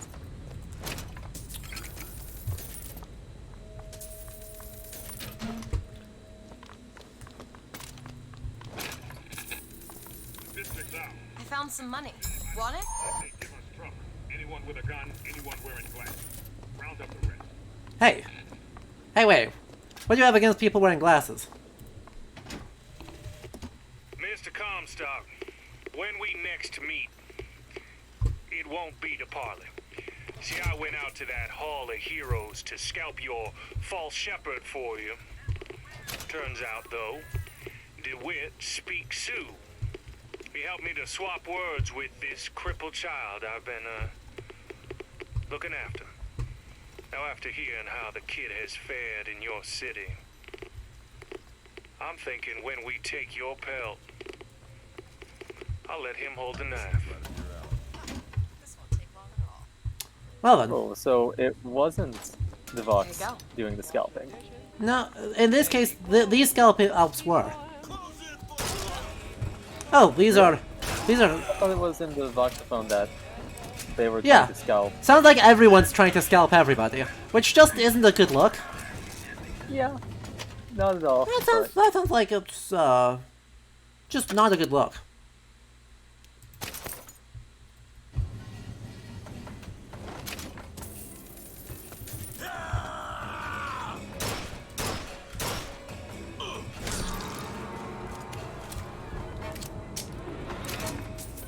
Well then.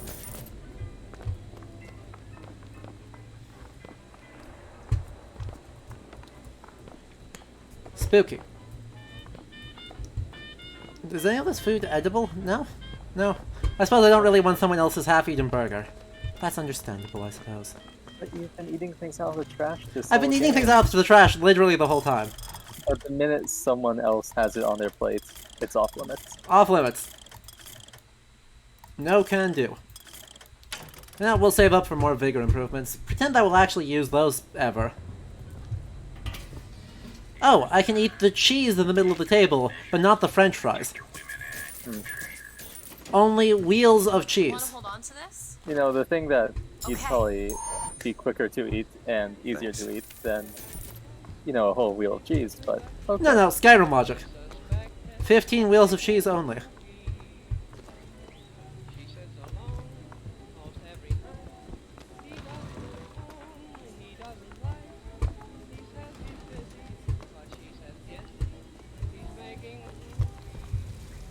I wonder what's actually in here that costs three lockpicks. Besides their old-timey announcer voice. Lieutenant's brother arrived in Columbia.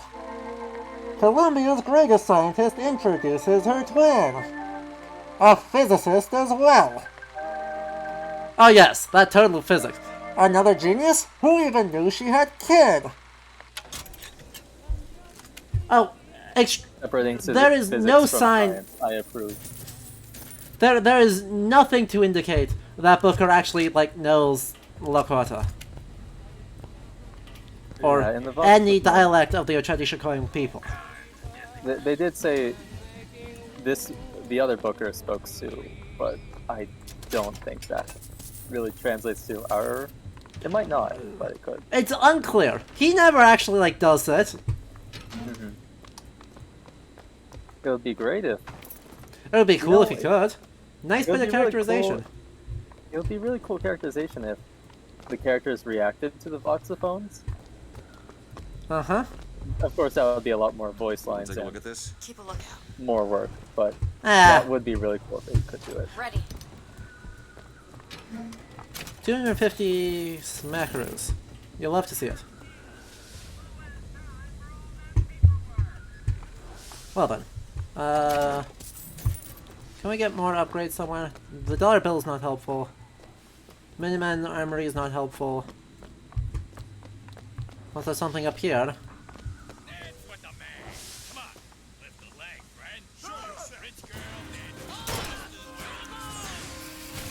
Oh, apparently he's of partial Native American descent. At least that's what the Did the game ever suggest that? I don't recall that, but it's been very well established my memory is terrible, so I'm not sure if I'm reliable.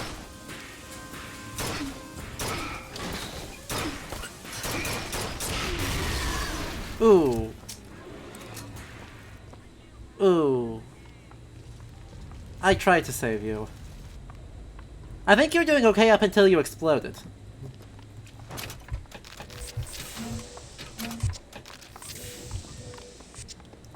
What? What? He's part native according to Ken Levine's Twitter account? That doesn't count. No, I refuse. That is the J.K. Rowling School of world building, and I refuse to accept it. Yeah, that's valid. Put it in, if that's the canon, put it in the dang video game.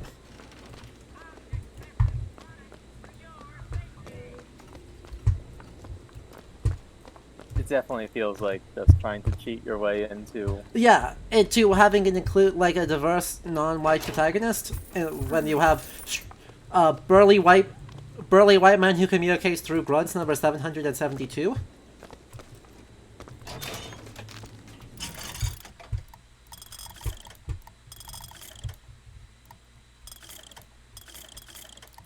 Uh-huh.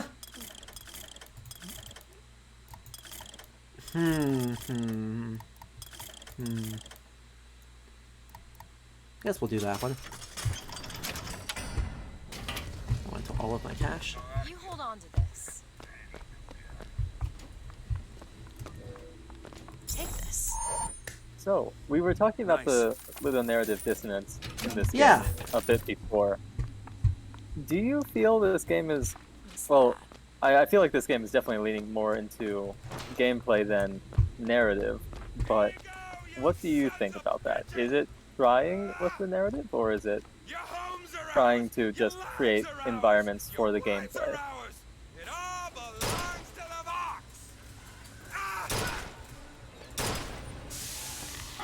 I think the game... Right, the game definitely is... Wait a minute, that's Abraham Lincoln. Oh yeah, we got Lincoln Patriots now. With devil horns. With devil horns. Oh, they kept their devil horns. Wonderful. They could have just easily taken those off, but okay. No, but a whole bunch of people in the box have devil horns. I can't find anything. True. Well, I guess they're just really leaning into that imagery. I guess if you can see that imagery as empowering, as a rebellious thing. I'm trying to think to modern examples, not from this time period, but at least Satanism. A lot of them view Satan as an empowering figure, as rebellion. So maybe that's what they're going for here? They're absolutely going for it, right? It's you're accusing us of being devils, so we're appropriating that imagery. Mm-hmm. Which is, as far as it goes, fine. Right. Yeah. Definitely the evil clown is a different look. There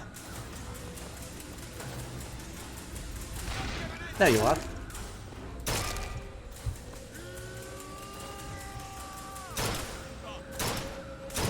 Three, 1.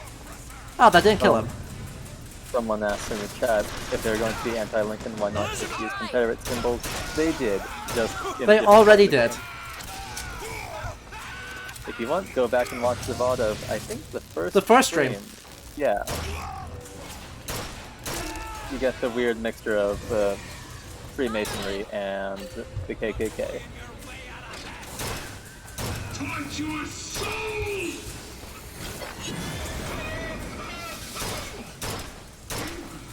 That is so powerful.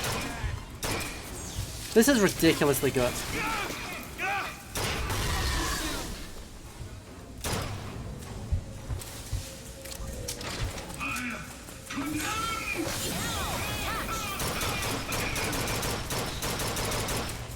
Okay, Elizabeth, but just hold on for a minute so I can empty this. Nice. There we go. Efficiency.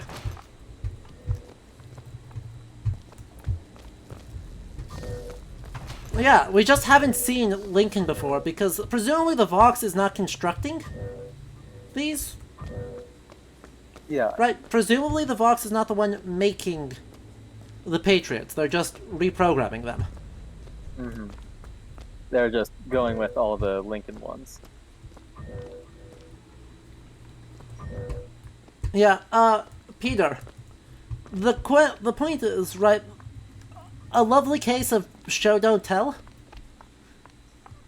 Yes. If he could speak Sioux, have him say at the Wounded Knee in the Hall of Heroes, mutter a curse in Lakota. At the distortion of what it was? I feel like that Or really gets at the heart of mention this game.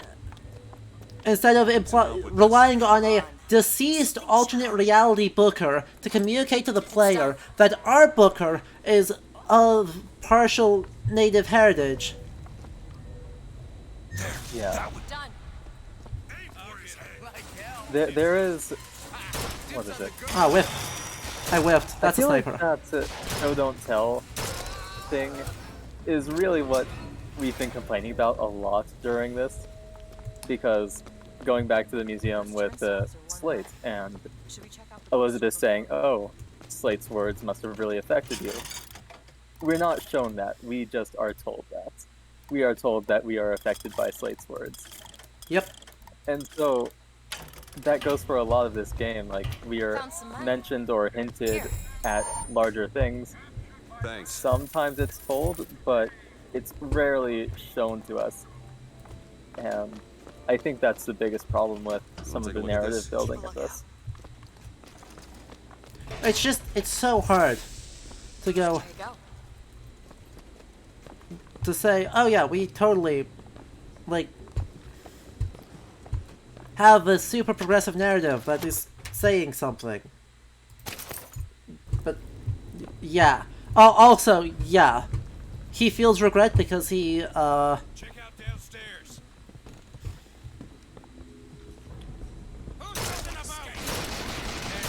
We are told she feels guilty. We are shown bottles, but never actually shown any kind of thing like that. But also, So- right, is the thing he feels guilty about, you know, the anti-union work with the Pinkertons? Is it feel like- wounded knee? Is it the fact that he lost his wife and is now using alcohol to compensate? Also his daughter? His anti-union work, I feel like, is very much glossed over.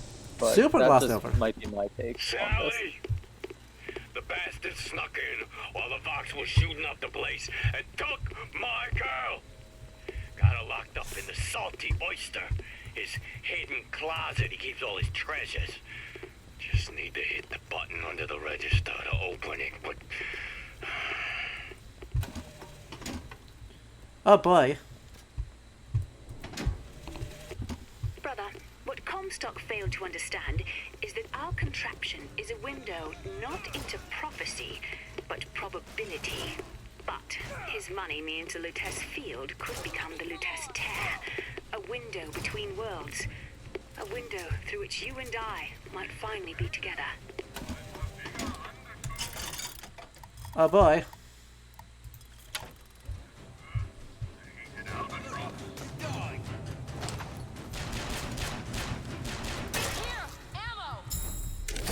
Well then. Glad I could see that guy before I shot him. Those turnstiles are one way. So where's the bar?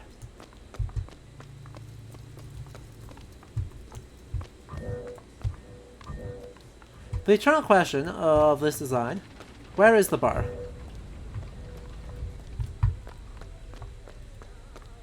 That's an ice cream shop, that's not a bar.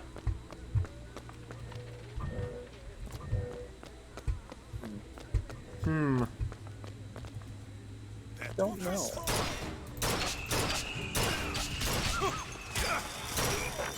One thing positive I will say about this game is I do really love the arts and environments that they build with this game. I really like the narrative. I do like how the environments tell a narrative and how that narrative gives you a better sense of the world that they're trying to build. Yeah. Of course, it doesn't entirely save the game from its Itself? many issues with... Yeah, it doesn't save the game from itself, but it is something I will compliment the game on. I have really enjoyed the environments and art. Right, the art style of this game is fabulous. The art style of this game is better than Bioshock 1, I think. I think this is the best the series gets for art style. Absolutely.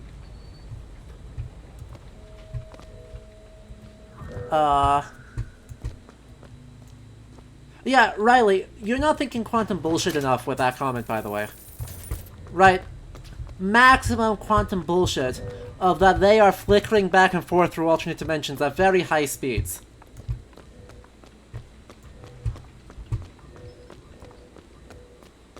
And so are actually not twins, but, in fact, alternate dimensions of each other.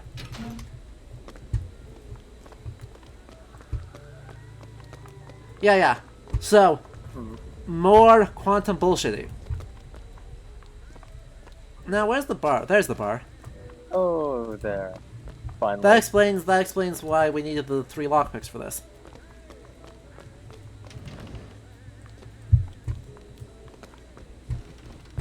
But yeah.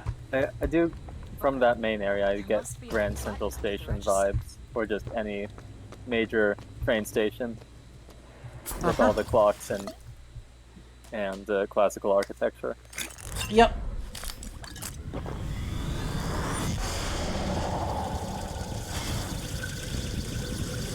Well,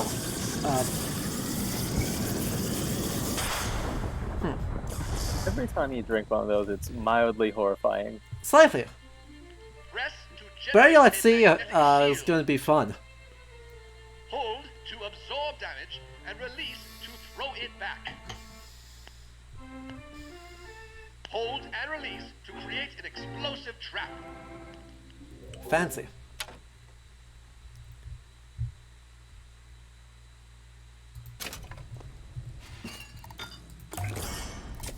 Really? Perfect. We just risked our Well, lives. do we for plan to do the titillation? DLC? Worked at a bar on Houston Street. I bet you did.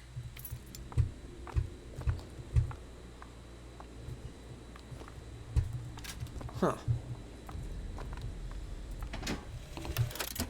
You have been transfused, brother, into a new reality. But your body rejects the cognitive dissonance through confusion and hemorrhage. But we are together, and I will mend you. For what separates us now but a single chromosome?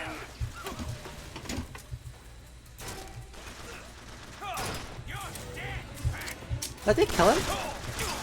I figured that killed him. Shame.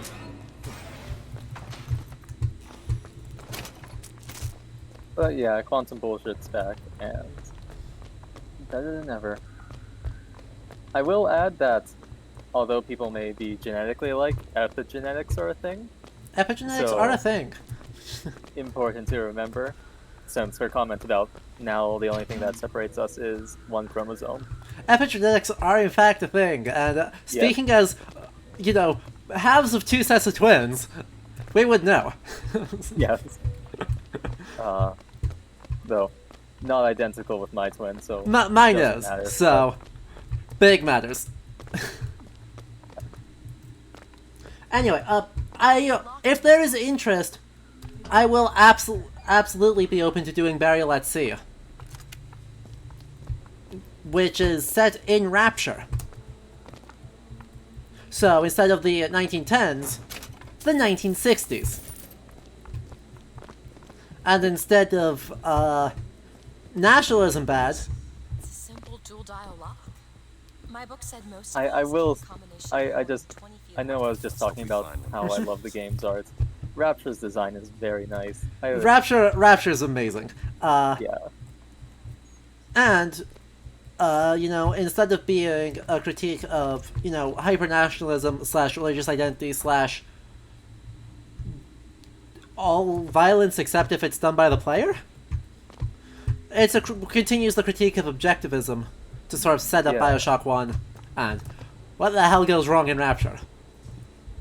Though, of course, this game does not follow through on its critiques. It just brings up something to be critiqued, but never does it. Why are you so keen on lockpicking code? Burial, right, as a narrative, Burial at Sea, I think, is... Oh, of course.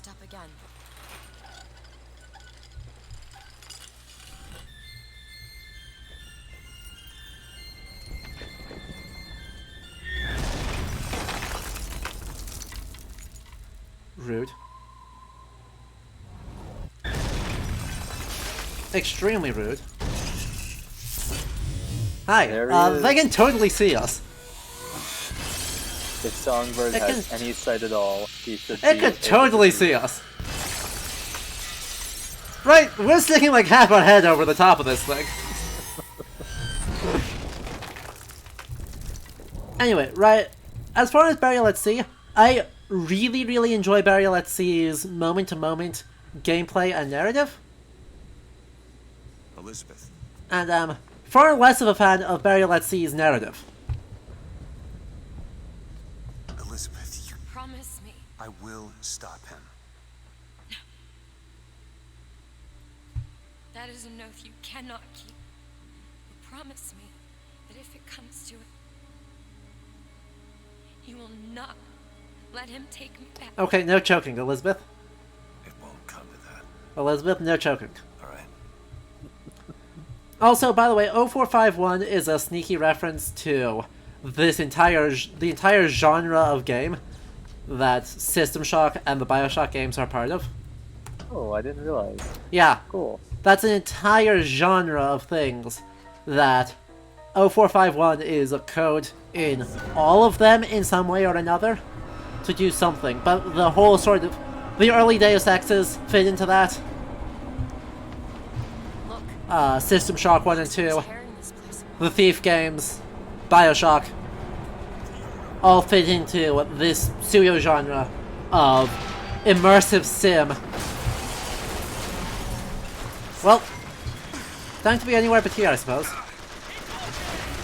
On the background with I almost said Rapture. Columbia on Fire is... I love the art it's most human by, but of course, a floating city, some of that's gonna come falling down. Ha! I got an achievement. Oh? For knocking people out of the air. Oh, nice. Black cannon! There! That one! Done! Ah, that doesn't do anything. Crap. Need to get in the air. I'm gonna go up though, not down. Damn. So be it.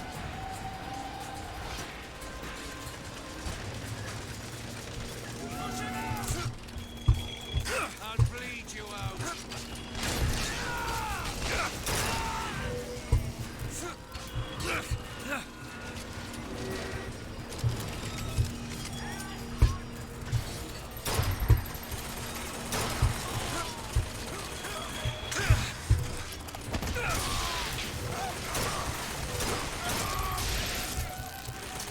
Is this a volley gun? I don't care about a volley gun. Oh, AC brought up the Progress of Empire painting series, and True. especially the part about Great call. yeah, the part about the destruction. It's very reminiscent, and not only with all the classical, Ow. well, neoclassical architecture everywhere. I don't have a way off of this damn thing. I'm at 1 HP now because they didn't. The fact that they are able to electrify these things, and these routes don't always give you a way off. Terrible. I despise handymen. Where the hell are you?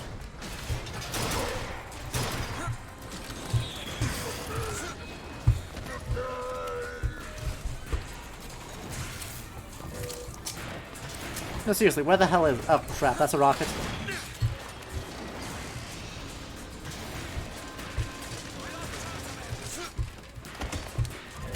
God, how do I get up? Right there.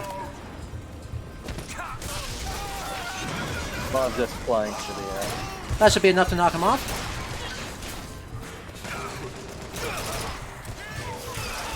God damn it. Get in the air. That does nothing.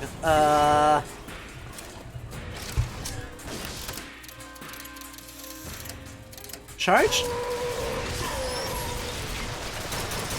Charge works. That's just something.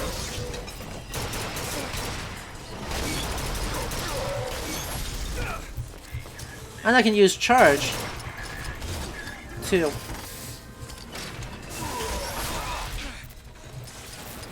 Oh, damn it, I'm out of ammo. He's very low now, but...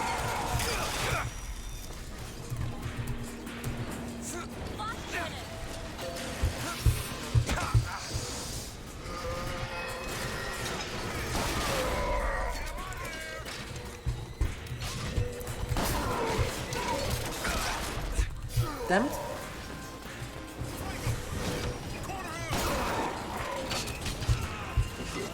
I'm using... The heater is really bad. Holy cow. I know this is supposed to be theoretically really high damage, but I'm not feeling it. Early on, the heater was working really well. Ow.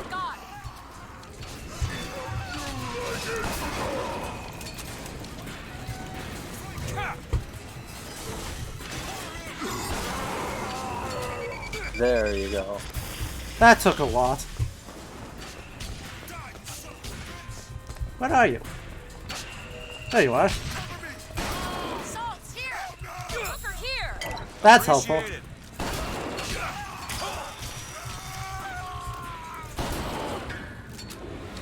Well. Hold to pick up machine gun. Thank you. There you go. How is Elizabeth managing to survive? That is a good question. Elizabeth is invincible. Elizabeth... Because they tried versions where you actually had to protect Elizabeth in development, and realized correctly that that was freaking terrible, and you should never do that. That just sounds awful. Why? Why would... So she That's takes just care an of herself in a escort fight. class Every single mission, every Yes. single level. Yes, makes literally everything an escort class. I love just how universally people hate escort quests. That's because And they're that universally bad. Yeah. Right, that... It's something everyone can get behind. That's a heater, that's a volley gun. Both of those are bad and I don't want them. So, can there be other weapons around? Maybe? Possibly? You're finally No, I reaching don't want the to have to game spend... where you have to have bad weapons. Just, I mean, I can always spend money. I just didn't want to spend True. money because I was saving up for stuff. And it's expensive. Still, that should get me through the beginning, at least. A few of these. Hooker, here. A few of these should get me close. Elizabeth, a little help? Looks easy enough. Blood, you're worried about the immersion of realism when we're in a thunderstorm, suspended on quantum bullshit, while everything's on fire, zipping around on mechanical skylines, with a giant dude, after having just killed a dude that is made out of ginormous, like, mechanical parts.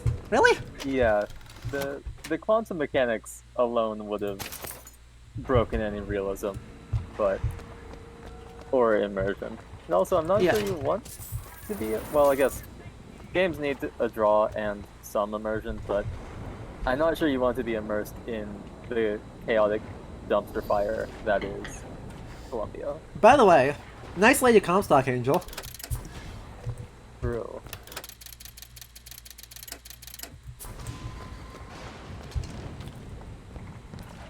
Bank of the Prophet. Maybe there's some cash in this bank. Maybe. Again, just steal this bank. Just and the city's already pay off your fucked. debt. Just Yeah. go for it. The goal is to pay off your debt, and We've seen these before, haven't we? I look back at opening day. Yes, we have. Yeah, we've totally seen these before. Yeah. Yeah, we did. So apparently we've been here before. Long time ago. We're just gonna steal all the bullets out of the garbage cans? Was it this place? I could have sworn it was laid out differently whenever we first saw those. But Don't know. Jack, Who knows where we do are you- these days? you know? Who knows where we are?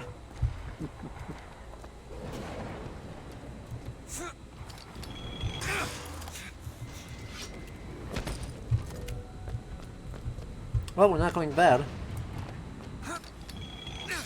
Good lord, that... Not what I wanted Someone's to do. asking, is this the Hall of Racism? No, that was a while ago. That was a while ago.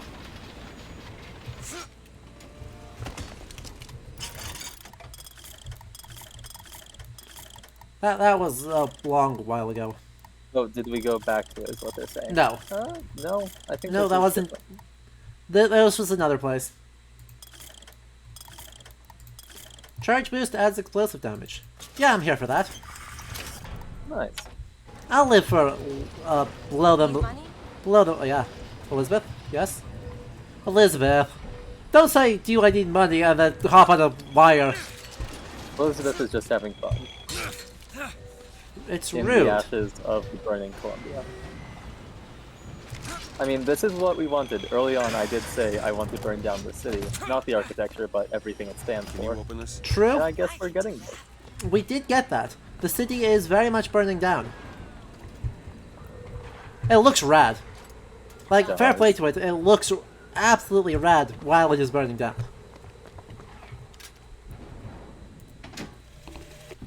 I had trapped the atom in mid-air. Colleagues called my Lutece field quantum levitation, but in fact it was nothing of the sort. Magicians levitate. My atom simply failed to fall. If an atom could be suspended indefinitely, well, why not an apple? If an apple, why not a city? Because there's these forces called... that interact on sufficiently large particles in different ways than they do on sufficiently small particles. This makes very little sense. They, like... didn't quite understand. Honestly, I would have Was been this exclusively more lore? okay if they went with like an armored helium balloon method, but Same. This was exclusively lore.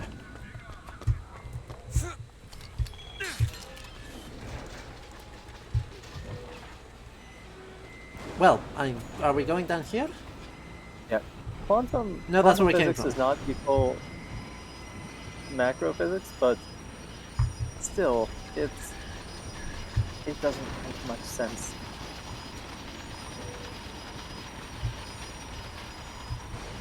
Oh, and the Order of the Raven was a hall that we went to before. It was a secret society thing. Yes. So there's Founder's books again. Or another iteration of Founder's books. That is busted. Okay, seriously. Like, there's the... Oh, chat saying they should have gone with how old science fiction used essentially magic. Yes. Want to get this open? They should have. They absolutely should Right have. there at the shop. I mean, that's what this What is, do you right? ask me to do? Quantum It is equates... basically that. Quantum... Take me back. That's death, Mr. DeWitt. You heard it Something here first, so folks. like it, I cannot tell the Physics is not a science, it is magic. Right, just adding the word quantum makes things magic. That's a fact. Okay, so we just walked in here. We're gonna go out here. We're gonna pop out somewhere around here. Comstock House is way up there. Okay, yeah, we're...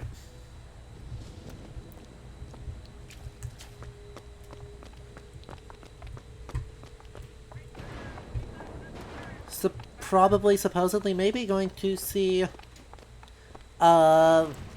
big focus on... Yes, music? Sniper, get down! Thank you for pointing it out. Ooh, dude. Oh boy. Dude. Bad form. Sniper! I'm looking for more. I whiffed. Ammo, take it. Ha.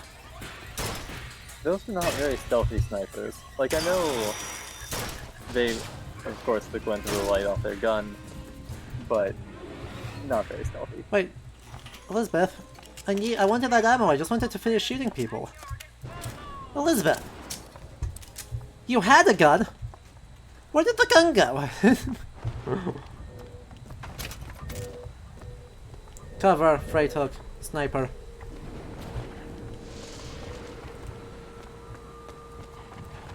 Elizabeth, little help? Child's play.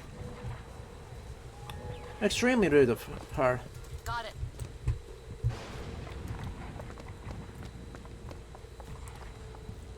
Exclusive shopping, exclusives.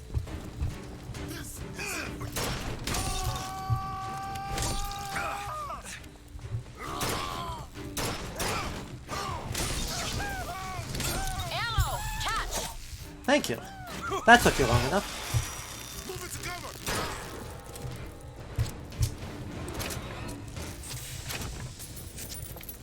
That took long enough. Well, this is an electrical nonsense. How about we don't step in the electricity or the on fire? Well, guess we're coming back here later. We're in this district for a long-ass time, I remember. Like, actually a frustrating amount of time. Look at those pennants. Seems like the Vox have chosen their favorite color. Seems about right. Ooh, is there any sort of rough analog, there to the Vox Populi?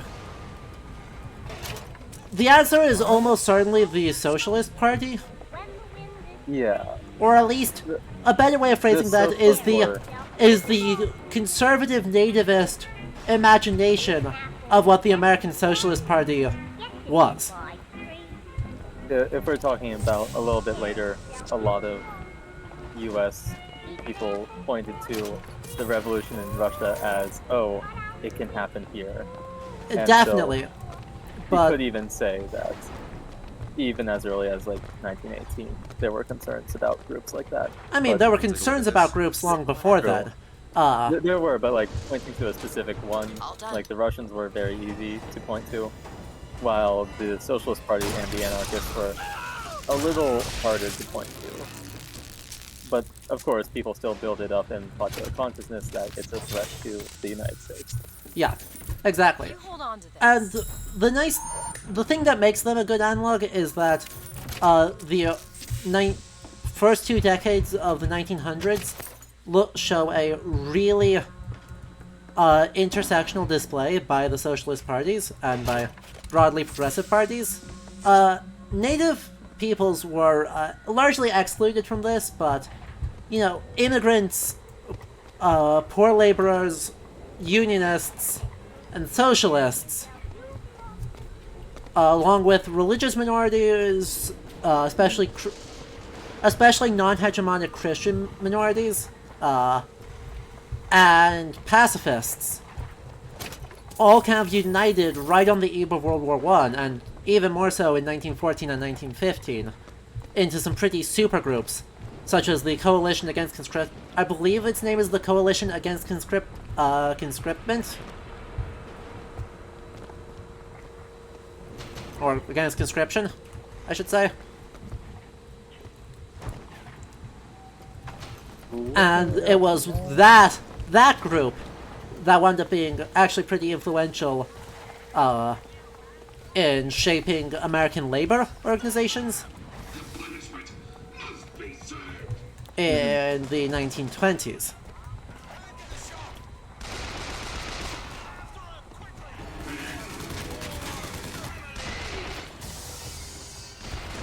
Well, there's still fighting going on. May as well add a gun on.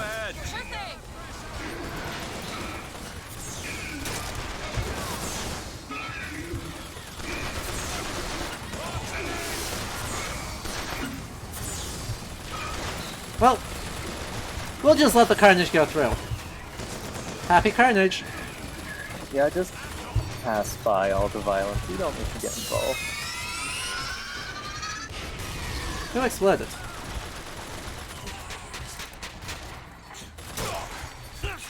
There, I got involved. Well, just responding to in chat how they're commenting how that's surprising given how broadly opposed the US turned out to be towards communist and socialist groups, and I guess a lot of early social movements later in its history. There's actually a very interesting shift in...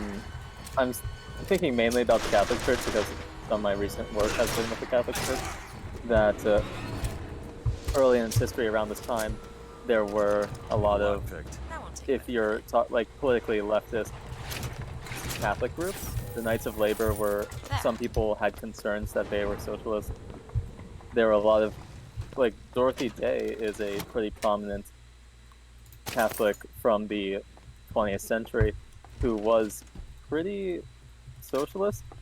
I know some people describe her as an anarchist too.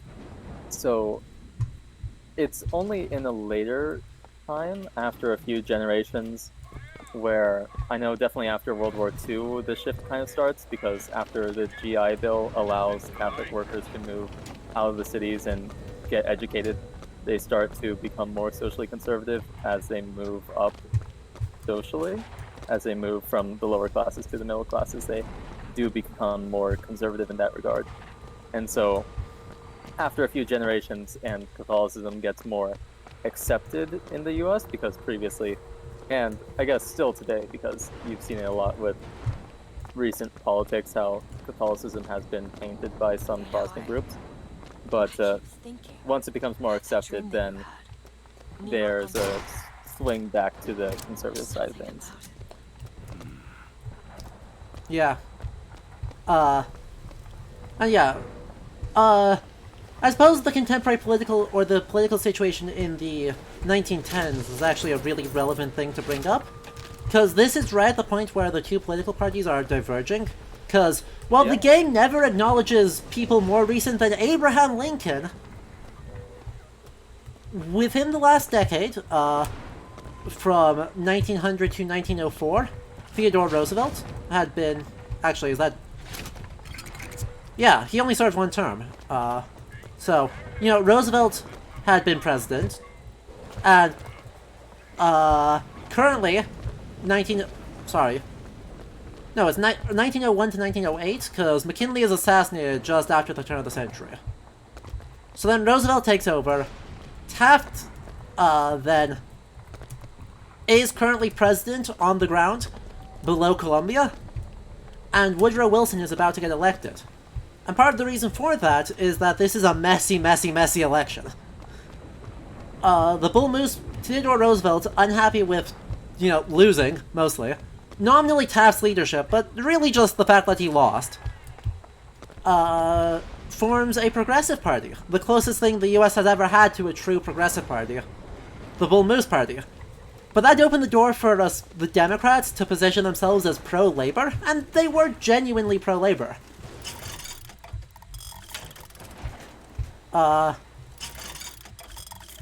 And then use that to sort of lay the roots for what would become the switch from Democrats being relatively conservative to Republicans being relatively conservative.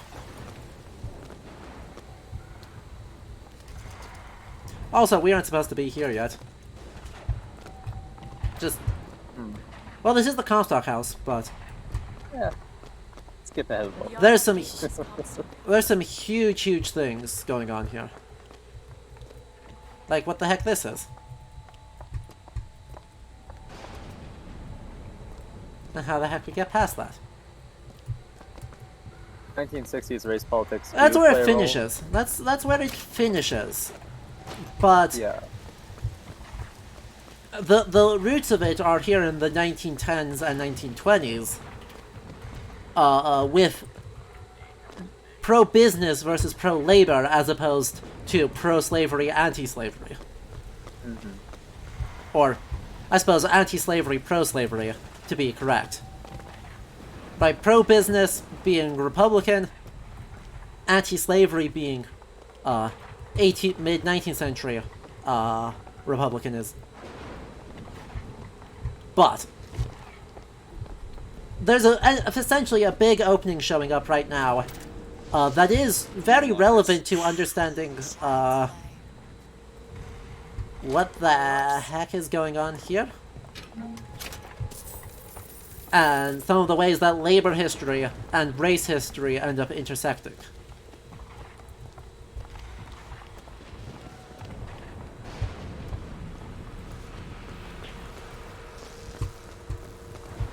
Are you able to make this jump? No. They put an invisible wall here. Yeah. Yeah. I'm definitely not pretending that they were somehow pro-labor before then. In fact, no one was pro-labor for a while. But Wilson is able to deliberately position himself as pro-labor in this election in a way that would be very familiar to the Vox Populi. Less in the revolutionary sense, though. Yeah. Obviously, but yeah. But Riley, also, you pointed out the IWW as a relevant group, and that's very true. The IWW is like the... I can't remember what its name actually is, or what the expanded version of the acronym is, but it's sort of the counterpoint to the American Federation of Labor. The AFL, American Federation of Labor, AFL. International Workers of the World. Perfect. So as a far more... Right, the AFL is a relatively conservative labor group, in that they were very much pro-unions, pro-striking, then also in around 1909 changed their stance to be anti-sympathy strikes, so you can't... Workers from one trade could not strike in sympathy of workers for another trade with the AFL's approval. The IWW said, screw that. Oh, industrial workers, okay. Fair enough. Either way, very much, and where the AFL is largely trade labor, so relatively skilled positions, the IWW positions itself far more in the unskilled factory labor. So the textile industry frickin' loves it.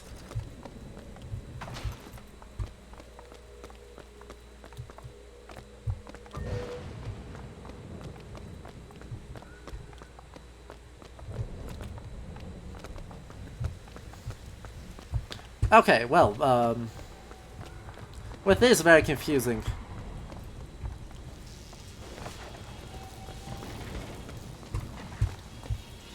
The chat says that you might have to interact with Comstock's door first. I ran up to it and it wouldn't let me interact. I know that place. It's Albert Fink's house. I love his music. I wonder if he's in there.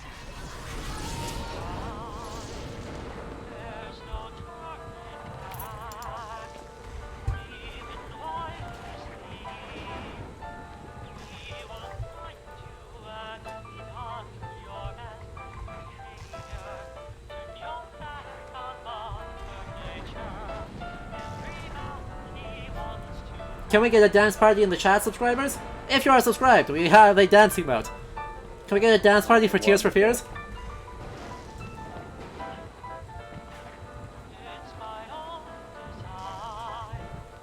It's a jam. Absolute pop.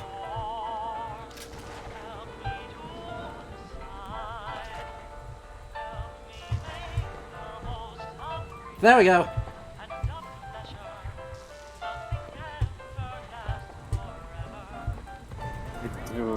I just love the way that they make it all old-timey.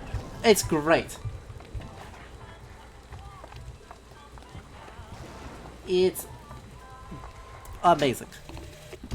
My dear brother, these holes in the thin air continue to pay dividends. I know not which musician you borrow your notes from, but if he has all of half them. The genius of the biologist I now observe, well, then you are to be the Mozart of Columbia. What, do I not have... I'm full on machine gun ammo, apparently. Okay. Well, let's go back and try and interact with that door, because I tried to. I thought that was what I was supposed to do, too. But they were not giving me the option to interact with it. And Raptorus very correctly points out that a unfortunate counterpoint of the extremely racially hierarchical society that they have created, you know, turning the dial up to 11 on historical turn of the century America. See? Let me interact. There we go. How lovely to see you. Elizabeth had to walk up first. To make the journey, especially considering your painful death 19 years ago. Hey, what? I love this door. Dress. The thing has mistaken me for my mother. The door is sentient? Your fingerprints do not seem to be your own today, Lady Comstock. Are you unwell? This isn't going to work. I think it can. Your mother's dead, Elizabeth. Yes. I think it's time to pay my respects. Let's head to where she's buried. Okay, let's go. But yeah, by turning the dial up to 11, Raptor says, all the enemies up to this point have just been white, but when the Vox become antagonists, suddenly you get to just start killing them, and they are decently made up of minorities. What? It's just a little bit of fire. Am I going there just as bad? Suddenly it takes the problem with the racism and this revolution, to correct the... Where are you going? What are we looking this revolution to correct it that is no better than the original situation. Which is exactly my problem with it. Right? Saying violence as a form of resistance as exactly as equal as oppression is a bad take. They can both be bad without pretending that they are exactly equally bad. Exactly. They have her preserved in an airtight It's chamber. very weird. And Fingerprints will get us into sometimes you even get the Law and Order vibes, how the Vox are doesn't draw a lot of destroying the sympathy. order of the city. Yes. And that is the worst thing. The property destruction and the denigration of the order of the people who paid a lot of the rich people who paid a lot of money to make this happen. To get into this society and to preserve their incredibly... No? Does literal bullets not work? How are you, Mother? Giving her the Lenin treatment there, though of course also reminiscent of incorruptible saints. Yes. Who at least believe that divine intervention stops or at least limits decomposition. Yes. And so, yeah, definitely those vibes here. You see, child. But it's probably just some quantum stuff going on. Shepherd, and he has led you astray. What is astray about this? This is... I do for love. What lion does not cringe to see their coven pain? But spare the rod, spoil the child. If you won't listen to me, perhaps you will listen to your mother. Oh no. So this is a thing the game decides to do. This is now a horror game in my opinion. But I know it's not spooky, but... Oh no, it is spooky! You need to rest for a minute. No, Oh, no. I'm getting that hand. Elizabeth, why is your mother a ghost? She's not. He used me to power that device. He opened up some kind of jam. It's quantum BS. It's not... It doesn't make sense. But there's now the ghost. Here, Emma! What's happening? Seeing your mother is raising her dead. Also, she knows necromancy, apparently.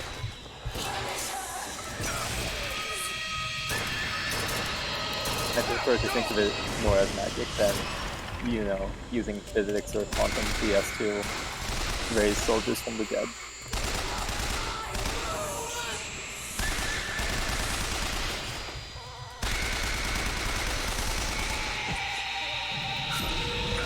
Ah, that's not a useful one. Someone did Elizabeth, point out I in need more chat bullets. Something that I really like. Someone pointed out in chat the popularity of Spiritism at the time inspired this. That's actually a really cool point, because Spiritism and Spiritualism, which apparently are two different things. One of them is more inspired by the writings of a French writer. What's his name? Something Kardec. But Spiritualism. Yeah. Anyway, they're both ways of looking at the afterlife and believing that the human soul lingers around longer than, well, lingers around in the world rather than going to heaven, which some of you might notice is counter to some beliefs about the Christian afterlife, and that is why it was somewhat controversial. In the 19th century, it was very popular, and especially after the Civil War, when there were a lot of people who died and did not return home, people conducted seances. And it was spiritualism that... Oh, yeah. Spiritualism was the one that was more influenced by Allan Kardec. Okay. Well then. Thank you, Lutesses, for being thoroughly unhelpful. Like, this is... What I think the game is doing here, with all its quantum bullshit, is trying to be incredibly postmodern. And it only, like, 3/4 of the way understands what the hell postmodernism actually is. Yeah. And so it couches it in a bunch of pseudoscience. And it only 3/4 of the way understands what the hell the space-time is. And it only 3/4 of the way understands what a postmodern narrative is. And so it mashes those two together and ends up with something that is almost but not quite totally incoherent. Because, right, when the Luteces are talking about how perception is all that matters, it's really all just semantics in the end. Fitzroy and Comstock were both saying, this is the narrative. Yeah. Oh, we use the devil's fist to like gotcha. it says. Yep. Thank you. Because I don't think of using vigors ever.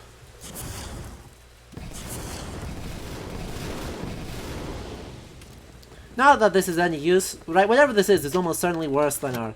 Yeah. Almost certainly worse than whatever we have. But that's okay. Anywho. Right, they're both talking about the narrative matters. Booker complicates their narratives. And the Hall of Heroes is the narrative. I feel like they could have gone in a really good direction with that, though. They could have. Yep. Because all this talk about the narrative is important. Like, there is a narrative being presented in that museum, which is distant from what happened. And it's a tool for Comstock. But Three truths you must discover first. Truths which, in this world, Comstock has destroyed. If only one of you had the power to alter time and space. That would be a blessing, wouldn't it? Thank you, guys. Goodbye. But yeah, the quantum BS is really messing with that talk of narrative, because it becomes very literal with, oh, now everything She can doesn't happen. belong here. Yeah. I brought something through. I'm not so sure it was her. Exactly. The quantum bullshit definitely gets in the way of our question of narratives, because it makes the narratives manifest. Yeah. Right, that's ultimately what it does, right? It is making the narratives literally present, visible, and real. That is simultaneously really cool and really dumb. Because, like, even though the Hall of Heroes is terrible, there very well could be an alternate dimension that we go to where it was reality, where what is presented was right. And I don't know if I'm comfortable with that idea when it comes to how narratives are used by people. Exactly. Luckily, the game never shows us that particular universe. No. But making it where everything happens ruins some of their critique. In more ways than just let's change the plot completely. Exactly, because it's not just... It's not just all reality is filtered through the narrative. And the narratives we tell ourselves are real and powerful and can be dangerous. As far as that goes, that's a true statement. Yeah. The quantum bullshit means that, no, not only are all the narratives biased and there's always a contingency, an alternative narrative, but every narrative is real. Are two very different stories. Two extremely different stories. Yeah, like, for example, in religious studies, I mentioned before how in religious studies we don't try and make claims about truth when it comes to gods or the divine. We don't try and say this religion is right or wrong for that matter. Like, although taking an example of I guess like the biblical accounts. Taking the biblical accounts, for example.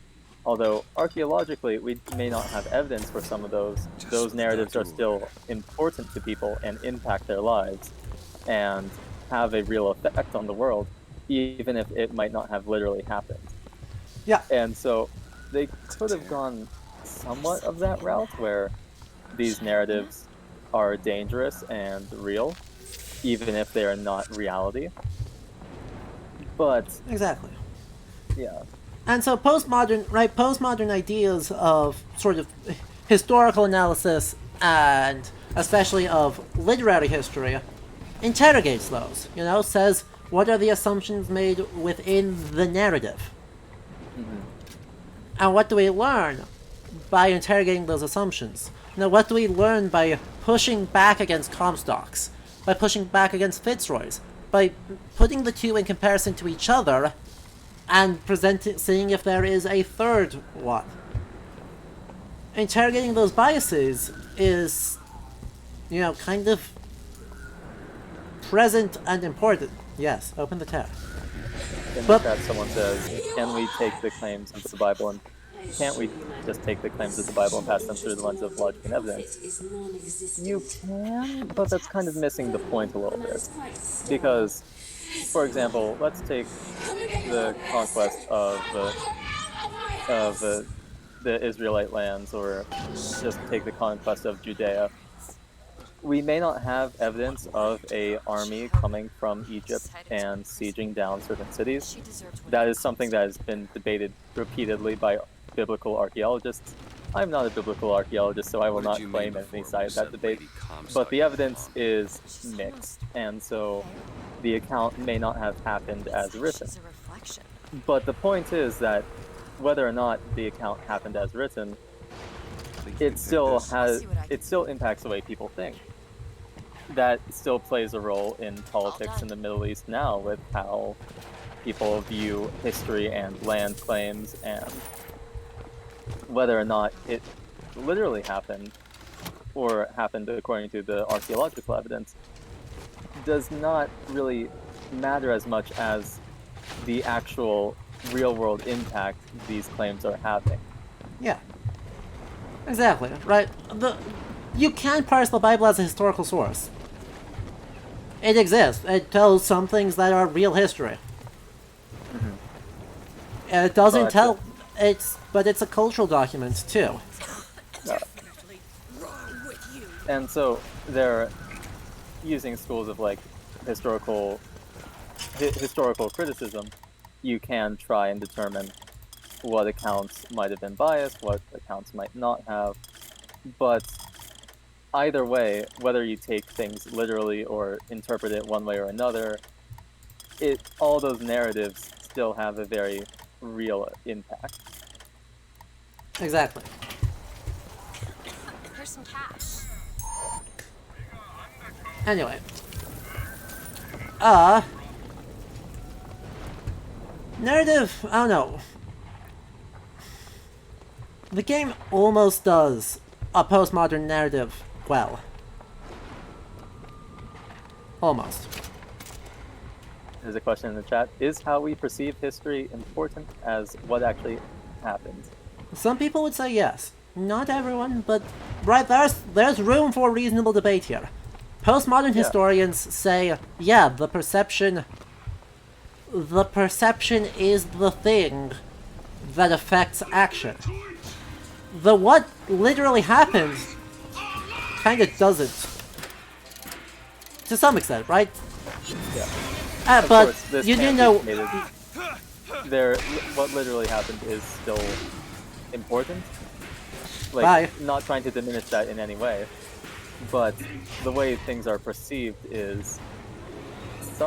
I would argue sometimes equally as important, just because that's the side that I take in the issue, because it motivates people and how they act and how they think.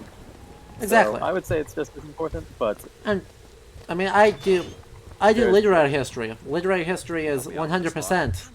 Something code book. I wonder where the cipher is. Think you can crack this one open? No problem. Right, it is 100% the case that literary history is affected by perception, and it's asking, why does a culture or an individual produce the thing they did in this historical moment? Yeah. So I care about perception, but identifying perception also knows knowing the reality and the where things go wrong. So, yeah, they're both important. They're both important. Ready. Yeah. It's For all in what example- questions you're asking. And you can ask Absolutely. questions where it matters, it is the only thing that matters. And you can ask it in terms of things where that is the only thing that doesn't matter. One Historically- example is the Spanish-American War. In the lead-up to the war, at least in the American populace's mind, the condition of the Spanish colonies and the treatment thereof, and also conceptions about Catholic nations, really helped to bolster the calls to war. Of course, there were many other factors, but it helped the war support. And so, even though there were what actually was happening in the colonies was probably not what was reported to the American public, or just misconceptions about the Catholic nations in general, it basically is important in that case because it did lead to a very real warfare. It did lead to a very real war. So it's still good to look at what the conditions actually were and how they differed from some of the journalism there. But and the related question of how do you challenge a narrative that's bad? The answer is it's hard, but like the things I do here on stream with, acknowledging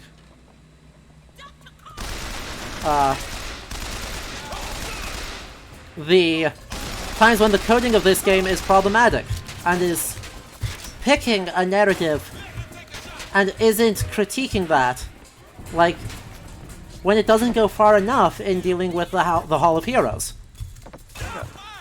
And providing a counter-narrative to it. Yeah. Things like that. And doing it across long and slow process over a lot of time. Yeah, slowly deconstructing the narrative one piece at a time is what I would say to that question. Just getting a greater awareness for how it may be flawed. Much obliged. And constantly doing outreach about that, right? It's not enough to have the scholarly article that breaks that down, but doing it where people can see, and doing it kindly and thoughtfully, and understanding that people believe things for reasons and not not assuming malice as a necessary component of believing something. I'm sure there are probably people who believe in the lost cause narrative who might be smart. They might have no malintent, but it's just what they were. Maybe they grew up in that kind of situation. And there's plenty of Civil War games that are lost cause apologia.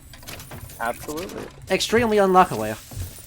Any game that tries to balance the Confederacy ends up engaging in lost cause apologia as a necessary part of game balance, because it was just not a balanced situation and it was not an ethically motivated situation, and there is no way to make them a playable group of people without in some way eliding just how bad it was.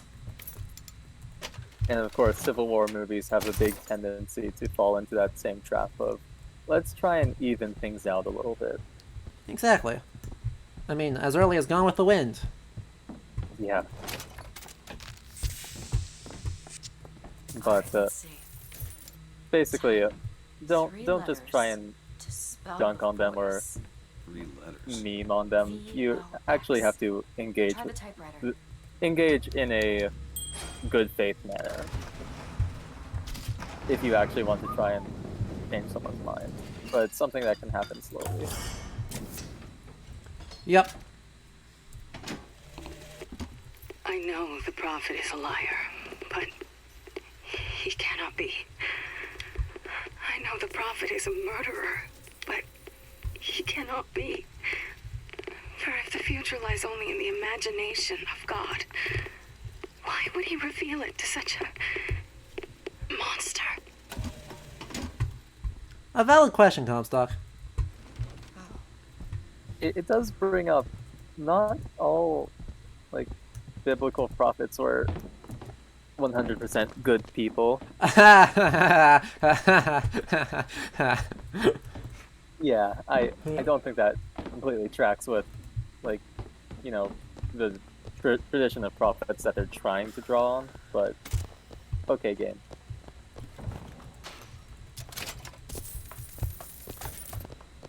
Hey, no slander against the ultimate cheese movie Abraham Lincoln Vampire Hunter. Here's some cash. That movie is drowning on its own cheese, and we love it for that. Objectively a terrible, terrible movie.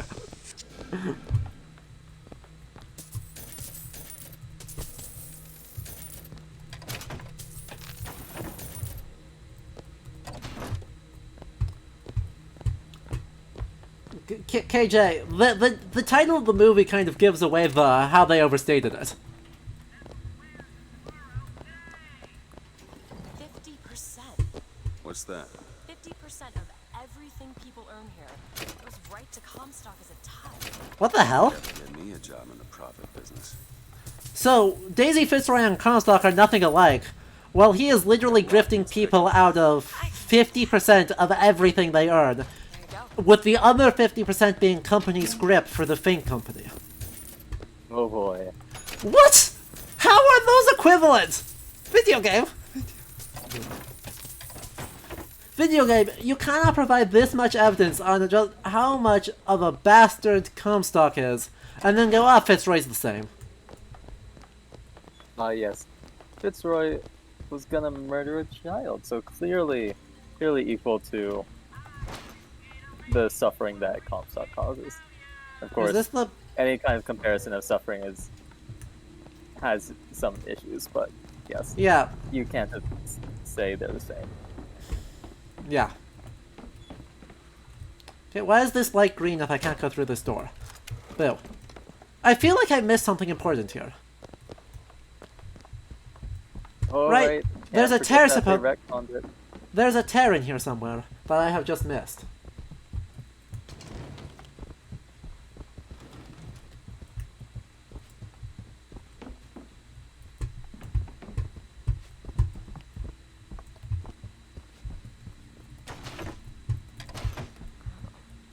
Oh, right. Me laughing hysterically there was not a diss against the game, pointing out just how awful it is, and how much of a grift Comstock is running. Because I think that is, you're right, that's super valid. And it's good to point that out as just how extreme it is. It's just... It doesn't play well with other things the game has said. Elizabeth, give me useful directions. Don't just go at me. Because I think the thing we were not supposed. There's a crowman. We're going the right way now. I found more people to kill.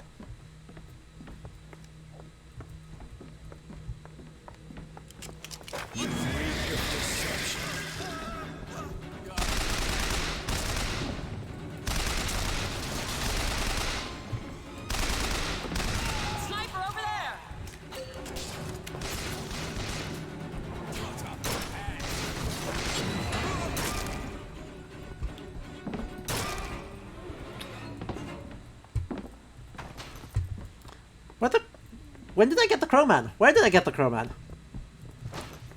I didn't think I hit the crowman. Okay. Oh, why are the... Were these guys Vox or were these guys not Vox? These guys were Vox. What are the racist Confederate crow Freemasons doing working with the Vox? Maybe the Vox just got the vigors that allowed them to do that? But this guy had the sword and the coffin on his back and everything. Oh, well... okay, game. Just... I don't know. I can't even rationalize that. Question marks.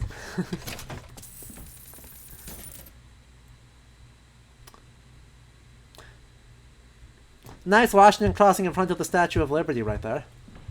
Because that's totally temporally possible and not symbolically resonant at all.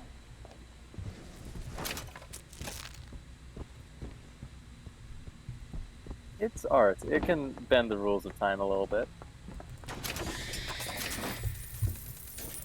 Okay, apparently we didn't get all the crow people. Want to hold on to this?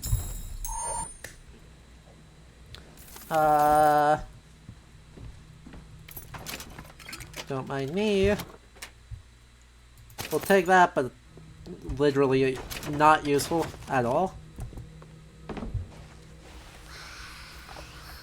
Jumping down seems like a mistake. I'm just gonna point it out that this is not a safe place. We have not cleared the area. Yeah. I do like those angel statues, though. Those are pretty cool. Yeah, they're actually real cool. Big fan. Super big fan. Well, okay, apparently just the creepy red lighting is just creepy instead of actively a problem. Let's go. Nope, there it is. Raise your hand if you were surprised.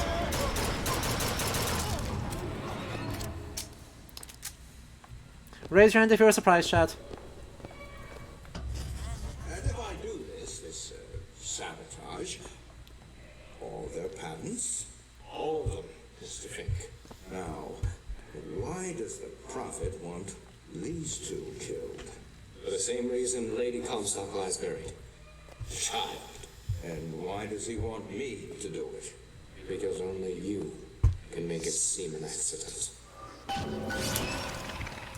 Grim. Stealing patents. The classic American tradition. I think she's. Oh, She's Edison. a combination of herself and my feelings. No, we are not doing the psychosocial reading. Angry at her and at my father. I think she's her, but she's also partly me. I'm not even sure I understand it myself. We are not doing a psychological reading of this video game right now. I am not interested in doing a psychological reading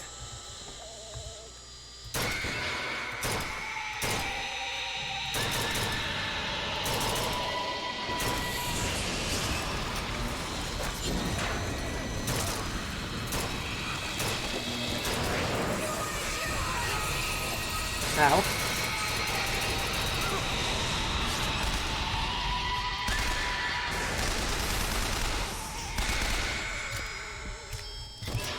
We could drag math into doing a psychological reading of this game. No! I refuse! We have plenty of options.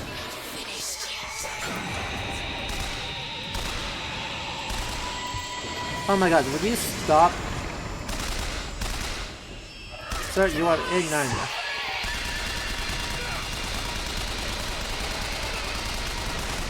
Just unloading. Wow. Well, yeah.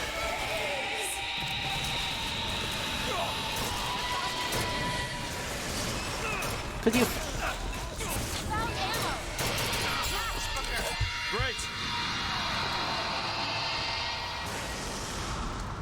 The machine gun's good, guys. Low recoil. Absolute ridiculous, comical amounts of damage. Just being able to unload. Good weapon. Big fan. Yeah. Might rival the carbine just a little bit, but the carbine... Carbine's better. Really see that. Yeah. Big thing it doesn't... The machine gun doesn't have is that quality one-shot potential. True. Very true.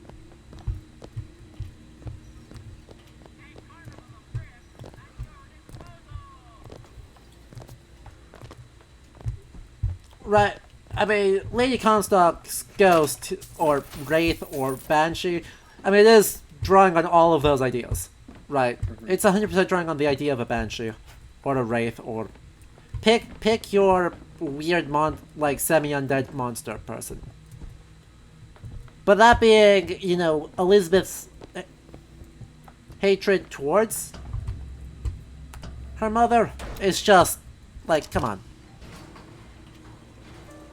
Come on, we do not need to get into parental issues towards the parent of the same sex, because that summons the ghost of Sigmund Freud.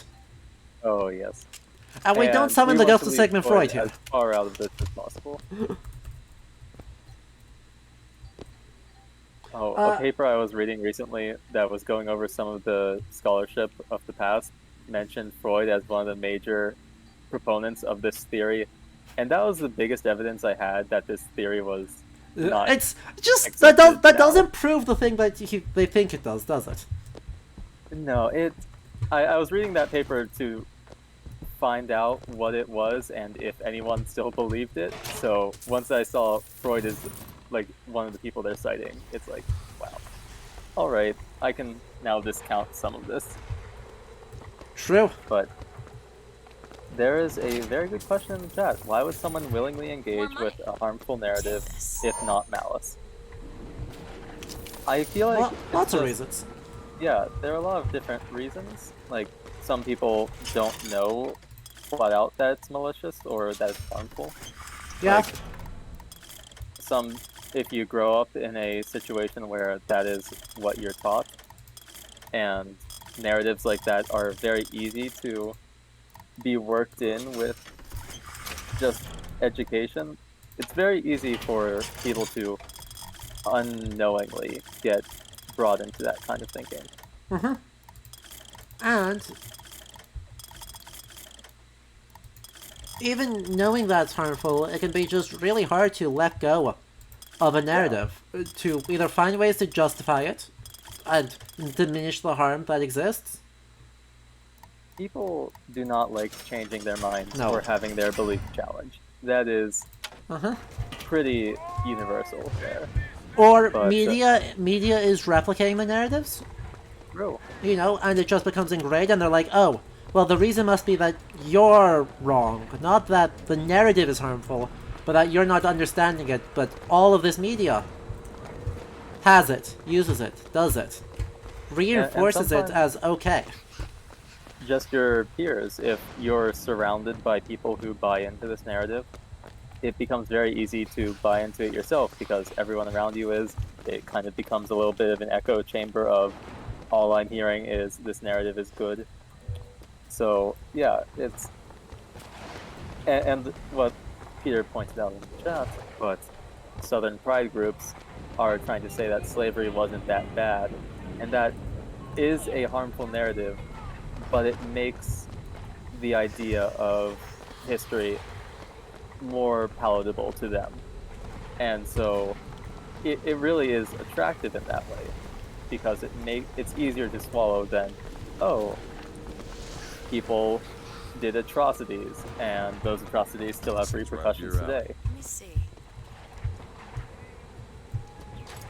Done. Yeah. Hopefully, you know, you would say hopefully people, when corrected, would be kind enough to revise that opinion, but yeah. Moving away from history into the anti-vax movement, because if someone that because it is a harmful narrative that was promoted once in a now strongly debunked paper, because that paper Wakefield is honestly absolute trash. It's unbelievably trash. However trash you think it is more trash than that. It is. Just the research is so bad.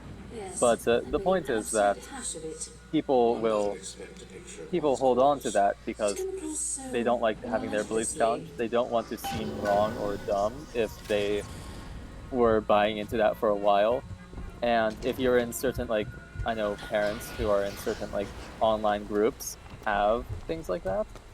Well, have, like, an echo chamber where everyone's telling them, oh, maybe you should be a little concerned about what's in a vaccine, which is a reasonable assumption at first. Like, hey, maybe I should be worried about what's being put into my body. But then it slowly evolves into, hey, vaccines are harmful. And as someone who has studied immunology a fair amount and worked in an immunology lab, it is very, very hard to see people hold on to those beliefs, even when challenged by like any kind of evidence to say contrary.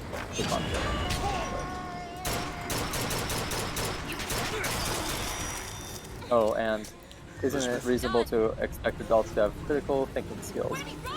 Yeah, but critical thinking is applied only in situations where people think that it should be applied, I guess.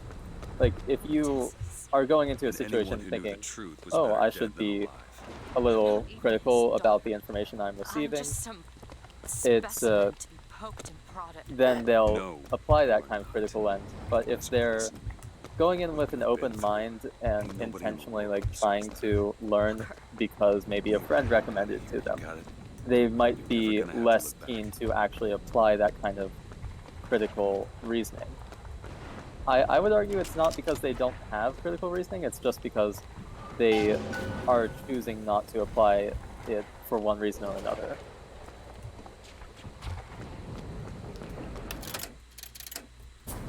And also AC, no, that is bad biology. No.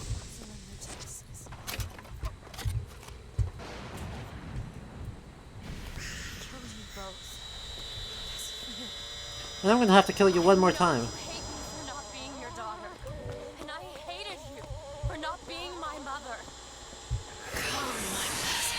God dang it. Yep. Lady Comstock is back one more time.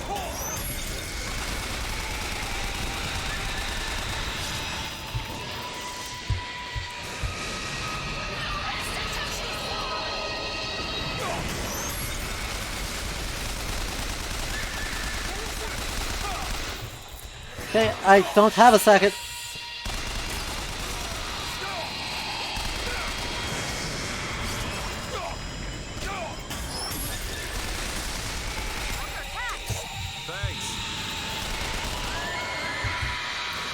There you go.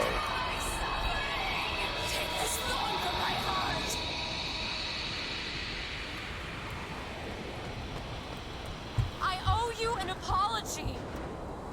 Comstock used me to bring you back, but I brought back a version of you from the reality that I had built up in my own head.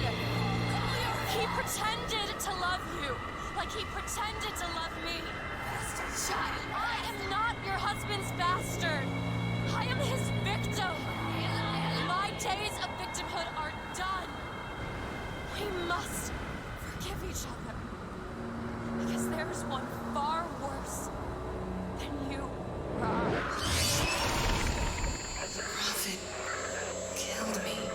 Because you wouldn't keep his secret.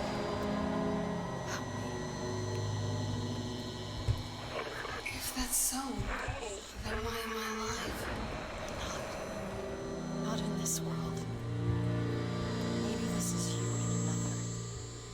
A world where you never meet him. Or where I saved him. I don't know. Is that possible? Find out, child. Find out. Could you blast the... No, wait, before you go. No. Thank you. Thank you. And we've exorcised the ghost. By the power of extraordinary violence, we have exorcised a ghost and character developmented? You heard it here first. With enough machine gun bullets, you can get rid of any specter or demon. True. True. But yes, some character development did occur.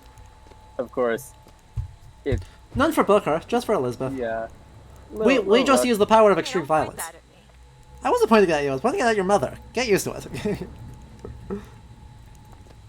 Aren't you proud of us? We are rewarded again by extreme violence with the power of progressing with the story.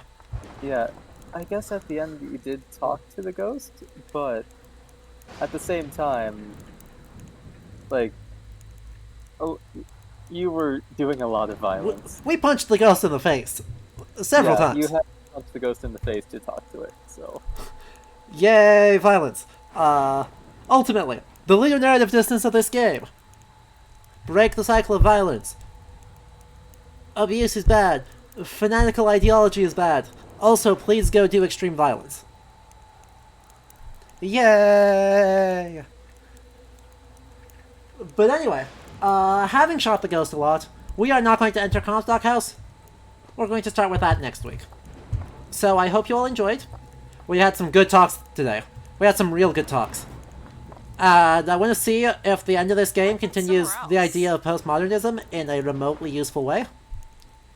We will find out, and we will... Next time might be the finale. Oh? I don't remember how much is left in this game. It's either going to be next week or the week after. For the main game of Bioshock Infinite. Not very, let's see, just main Bioshock Infinite. So that'll be next Wednesday, same time, same place. And thank you, Reed, once again for joining me for this. Again, thank you for having me on, and thank you all for joining us on this week. And if you enjoyed this, make sure you're followed and consider subscribing to the channel. It does help me keep doing things, get more games, keep making this better. Also, in the About section, there's a link to a Discord server where you can hang out and talk to us outside of stream times. And if you have questions about anything we said, you can ask us there. Yep, we are more than happy to keep talking there. And if you like this, also consider telling a friend about it. You know, if everyone brings one friend next week, we double our people, and that's good. More friends makes for better conversation, makes everything work better. So, next stream is going to be Saturday. That's going to be Civilization 5. We're going to continue playing through the Civ games to get a quick sense of them before jumping into Old World and Humankind in August. So, yeah, Civ 5 on Saturday. It'll be 11 AM Central Time, so noon Eastern, or, what was that? 4 PM in the UK? I think. It's either 4 or 5. Time zones are hard. And with time zones are hard, yeah. AC, I don't charge money for admission. How can it be a pyramid scheme if I don't charge money for admission? Ay. Anyway, with that, I hope you all have a good rest of your week, and I hope to see you all on Saturday for Civ 5. Awesome. See you guys.